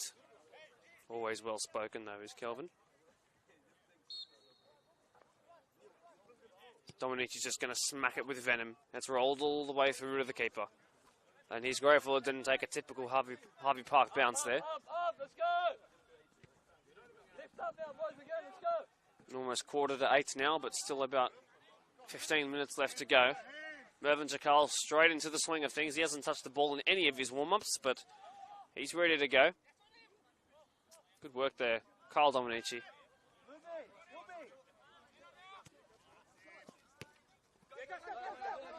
Chance to press on Marayong.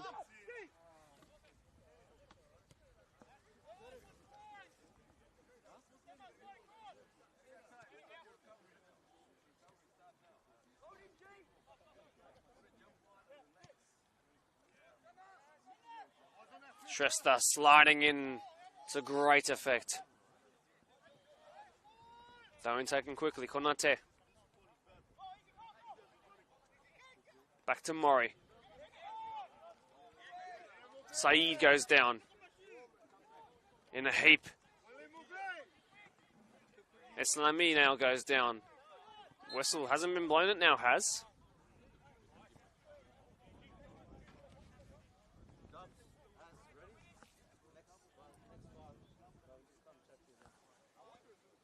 Mohammed Dub and Aaron Trevathan about to come on. The former for his match of the round first grade debut. Aaron Trevathan, a grand final goal scorer in the reserve grade game with a wicked for a kick that featured on Optus Sports, of course. And also, of course, an assist maker at this very venue as well against Blacktown Workers. So he's no stranger to the live.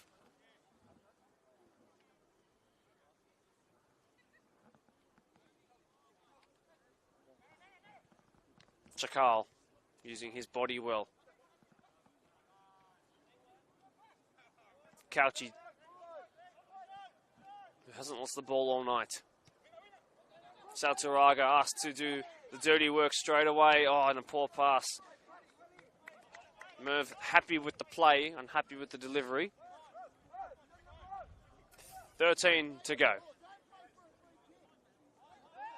Played short. It was to Ayman Abdul Rasul, you might remember. Aaron Trevathan's assist. They both came off the bench against Workers as Sautuaga runs out of space. On the bench as well as technically Shia Chakal, now the reserve grade starting keeper.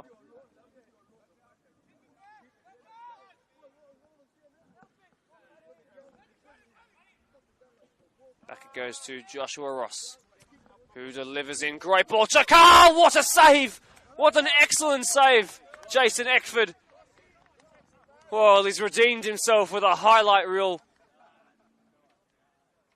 That could top just about any keeper's highlight reel, that one. So sharply down to his left. And Chakal should have had his 10th goal contribution in as many match of the rounds. And as well his 3rd of the season.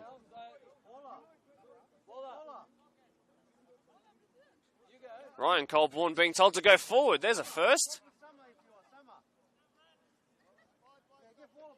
Not only has he made a run with his own conscience today, he's being told to go forward. Apaya was there in again. Really good ball, and then the free header! That's the game now. Eslami has a 2nd goal. Marayong's 3rd. His 3rd of the season, and all 3 points wrapped up here. It's not been Dooney's day. And the mighty Marayong at Harvey Park are going to go another game, another week, another month, maybe another year undefeated at this great place.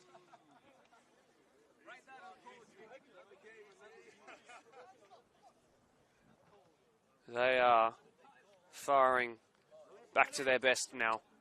That Eastern Creek blip, an afterthought, perhaps the couple of weeks off, served them well. For Dooney, though, it's not looked like it's helped them out. 2 for Eslami. And that's a nice match of the round debut for him. But what about the ball in as well by Patrick Haloka, by the way, the number 16. He finally has a goal contribution in the match of the round. It didn't take him long, though. 79 minutes and 7 seconds. Dooney and Jaden Zwerab are offside.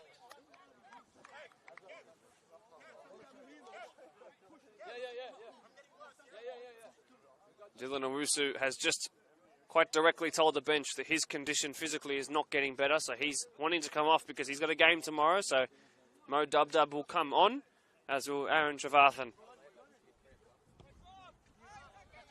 Owusu struggling. He's actually got the captain's armband now. What a great honour for him in the match of the round. Zwerab goes to flick. He's barely had his front facing to goal. He goes down with a supposed elbow to the face. Josh Ross, the one who inflicted the damage. Zwerab's a tough cookie, though.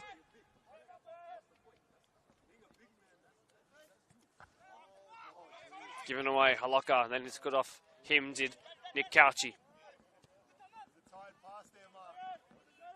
The best player out there for Dooney today, Nick Cauchi, in my humble, untrained opinion. Well, Owusu's down for the 2nd time in the game, and he's almost demanding he comes off. He's basically launching the captain's armband in the direction of somebody else, which is his way of saying, I need to come off.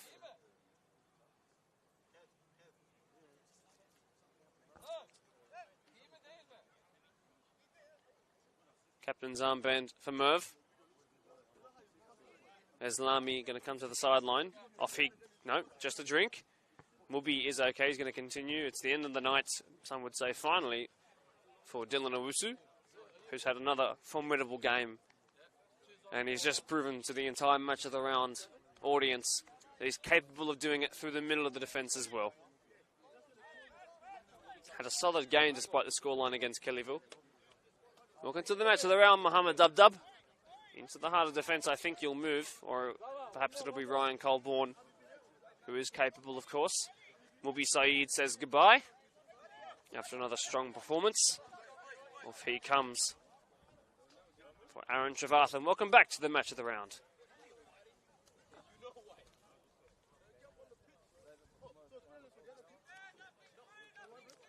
Well, Marayong's job right now is to defend and keep the clean sheet.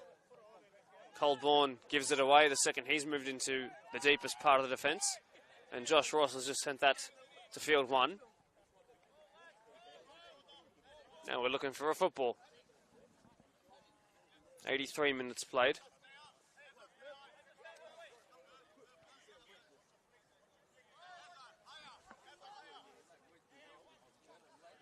Sent in Jordan Hannon. I think he got that a bit higher than he would have wanted. Competing was Zwerb. Clearing was Eslami. Arguably the player of the day.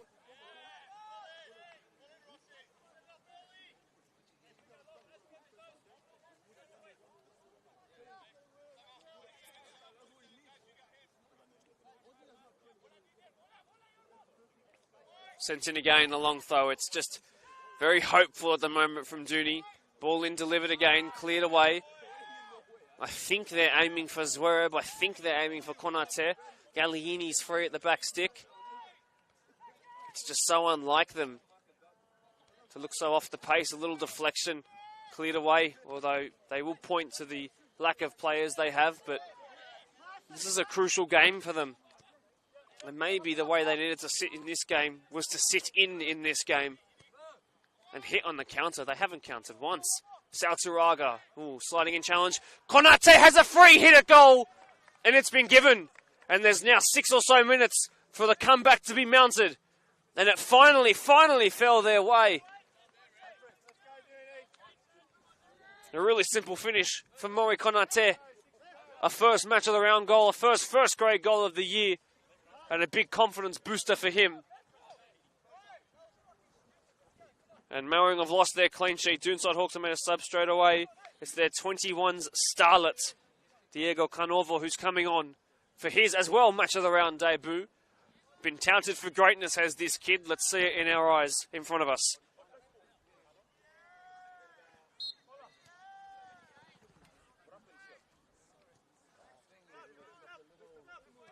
Well, is there time? Oh, it's been taken off the last man. And it's just been cleared away. Marayong have switched right off. And to be fair, for large parts of this second half, they were doing the defending in this game. And they're going to have to sit in really quickly. They've taken all their best players off. They're out of subs.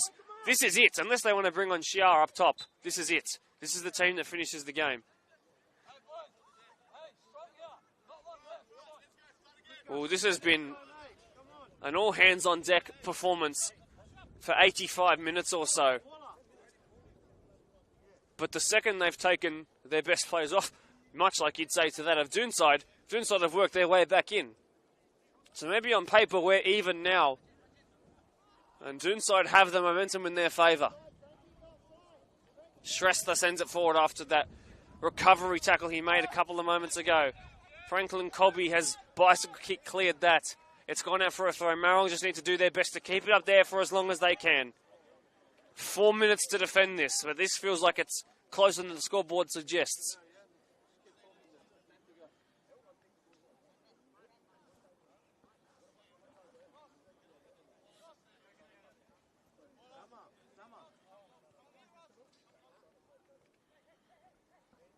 Marayong through Merv, trying to turn. Former Rudy Hillman wins a corner.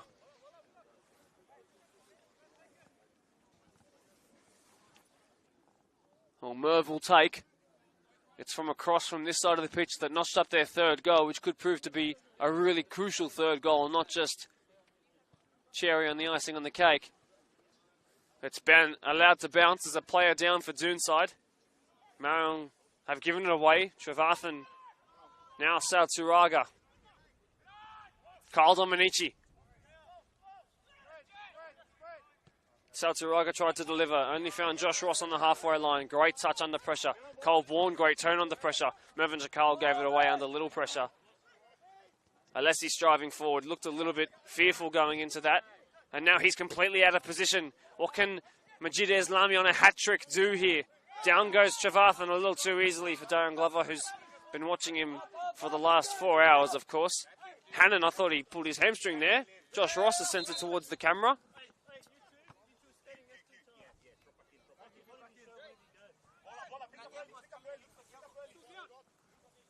Trevor's stayed down for Marayong. We're 20 seconds from the 88th minute.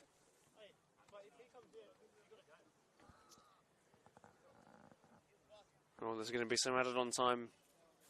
That'll take us right on the point of 8 o'clock, I think. Well, Aaron Trevathan, did he warm up well enough? He's obviously played the majority of the reserve grade game prior to this as well.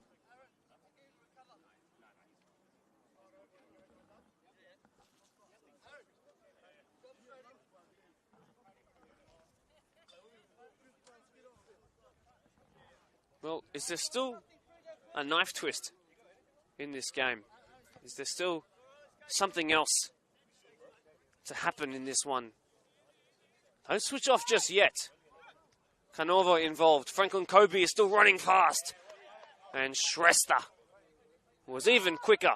Dooney tried to play this corner as quick as possible. There's no numbers in the box set up just yet for Marayong. Now they're looking a bit sharper. Canova on the edge of the box. Saltaraga there. Couchy running in. In goes Zwerab. Flat ball delivered. Zwerab rising. I think it was cleared by Marayong. And then Colby completely missed it. Majid Eslami goes down. Colby could be a penalty. Oh, it's given! Well, if this goes in, strap yourselves in for a roller coaster end to this game. Dooney, in the space of 2 minutes, have gone from 3 down and are about to be within 1. It is unbelievable how much the level of Marayong has just dropped in the last 5 minutes. Well, Dooney basically called them out on the podcast this week and said that they were a team who gassed in the last 10 minutes. It was Jordan Hannon specifically who said it with his chest. Now I think Nick Couchy is going to be standing over this. No, it's Ryan Dominici. So usually the centre-back in this match, who wants to make it 3-2. Hugely important moment in the game, down the middle. Smooth and as silky as you like. And we're 10 seconds from the end of 90 minutes, but I think we're a long way from the end of the match. Marayong look at 6s and 7s right now. Their regular leaders off the pitch. They're only senior figures who have been here for a number of years. Ryan Colborne and Mervyn Chakal, who are trying to instigate some sort of switch of focus. This game is not done. Doonside are right back in it. Holocka's just going to lump it forward. How much time do we have left to play? Well, this could be huge for both seasons of these two teams. Dooney can also now finally, of course, proudly say that they have 2 goal scorers who have scored this season their first. Apaya Rose. Ryan Dominici sends that forward after winning that and scoring that penalty. It's been lumped forward by Marayong. It's anything will do right now. Chakal putting his head in the way. Dooney now, their turn to lump it forward. Rossi wins it well out of the air. Puts it out for a throw though. Guerrero lets it go. Hannon back involved. Carnovo is there. It's missed. Kobe, who won that penalty. Ross in physically well. He's done quite well as well. It's going to be Marayong's ball. He doesn't know it yet. And they'll take their time. Sent towards Chakal. Won by Hannon. Is there something in this for Dooney? It would be the most unprecedented of comebacks. It would be the quickest 3-goal turnaround in match of their own history. Chavathan goes back. Samatua looking a little nervous on the ball. Marayong are not home and dry just yet. It was all laughs and smiles a couple of minutes ago. It's tense nail-biting time now. Majid Eslami, he goes down. Was that illegal? No. Chakal wins that ball. Dominici leaves it for Hannon. Flicked on Couchy of all people. Carnovo is there on Match of the Round debut, and he saw his name up in headlights. And Kenny Rogers is going to wheelchair his way to taking this goal kick. 92 minutes played. Everybody out on their feet. Marayong doing their best to survive. Well, it's gone from a really commanding performance, all things considered, with their 3 games this week, to a really, really telling last 10 minutes. Hannon called it perfectly, it seems. Even though it might have been changes forced by rotation. Their midfield hasn't touched the ball since Afori came off.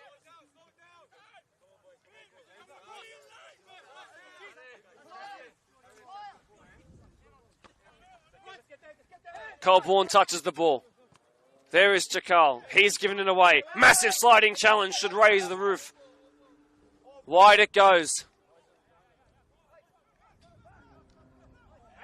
Ooh, massive challenge there.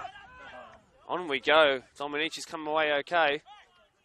What's up in the air? Stressler goes back to his keeper, who claims. 93 minutes and 6 seconds played. There is not even a look at the watch yet by Darren Glover. Send it long and send it away, Kenny, is the call. Chakal's going to compete with Zwereb, who's back into centre-back now. Jason Eckford now.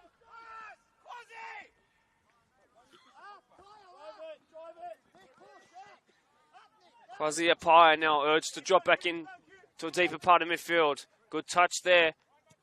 Dub, I think, sent forward. Chakala's not going to chase that one. Step is the call. Marayong are going to meet Dooney at the halfway line. Bring it on, they say. Dooney lump it forward. Well won there by Ross, who's had a good game too. Again run by Ross. Sautaraga sends it forward. Majid Eslami in the left back spot. Colborne is there. Colby, who won that penalty, strategically leaves it to go out. Canova involved. Won by Samatua. Under hit there by Couchy, who's hurt himself in the process. Sent forward again. How much time? 1.5 minutes to go. The 90 minutes will be defined by the next 90 seconds. Good turn, Konate. Is this the moment here? Oh, it's Alessi! Oh, Dean Rogers has just made the most important save of the season. Stressa is now the one defending for his life. Whose ball is this? Marayong's. And there was a deafening silence that fell about this place. No one can quite believe what they're seeing. And now everyone's just going to take a second to fix their cramps. Kenny Rogers has just maintained their second place grasp. Oh my word. So Zverev went from centre-back, well, striker to centre-back, to play the ball forward to the centre-back who went to striker, and it was then saved by the goalkeeper. Oh man. Unbelievable. Marayong needs to get out of this box. Samatua. That's well done. Finds the touchline, makes 40 yards. This is rugby union now. Dooney make a couple of yards. The injured Couchy involved retains possession. There are 3 players in the box. There are certainly 3 players for Dooney. Where's this going to fall to? Who's brave enough to put their head or their foot there? Colby wins it. Is this the moment for Dooney? Ball in. Sautaraga! Oh! Went for the most audacious of bicycle scissor kicks. And I think that's going to do it surely. They said 90 seconds about 2 minutes ago. Oh, how nervy is this?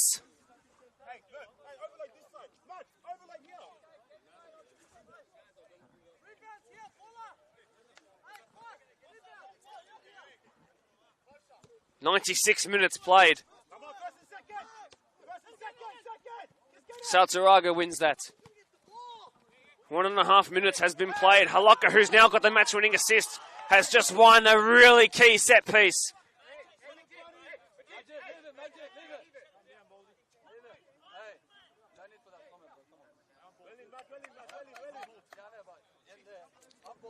"97 minutes about to pass on by. Oh, this is tense, but I think that might have just been the last moment. These boys have been fighting hard. What has happened? No, it's not full time. The ball's about to be retaken.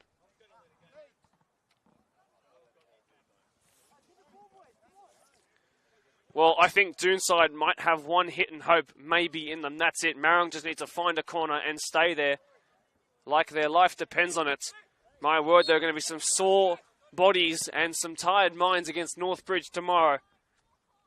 Oh, and Dominici sent it the wrong way.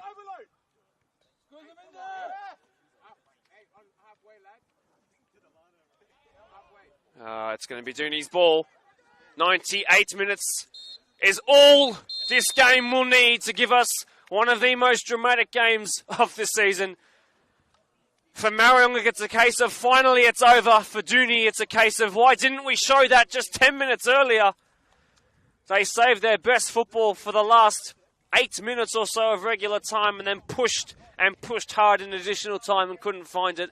It's a shake of hands between both and they wish each other good luck until they meet again. And of course for Marayong tomorrow, wow, what a difference those players coming off made. It's a harsh jump up to first grade for some of them, but they've got a lot of great experience out of that coming up against the 2022 champions in that kind of way. But wow, that game has taken everyone by surprise in the way that Majid Eslami's free header at the back post proved to be the match-winning goal, the decider between these two. How on earth did it get to that point? Well, you watch the last 20 minutes and tell me how you think it did. But mind you, after all of that, don't forget, it was Dean Kenny Rogers' incredible reflex save, one-on-one with Daniel Alessi, that made this Marayong's game. Well, at home, they maintain their brilliant record. They're still undefeated, of course. They're going to go next week and face Ponds at Harvey Park in what's the most crucial 2 weeks of their season until we get to the end of it, of course. Marayong against Ponds next week. It isn't the match of the round, though. That'll be 7 p.m. at BFP with Prospect hosting Blacktown Workers as Prospect look at their first win of the season. Dooney are going to host Workers in a catch-up game very, very soon. We will see you guys next week. There might be some more catch-ups, so keep an eye on your Facebook feed and Instagram feed, of course. But until then, my name is Mark Topoli. Happy hunting on your Saturday night, and see you later.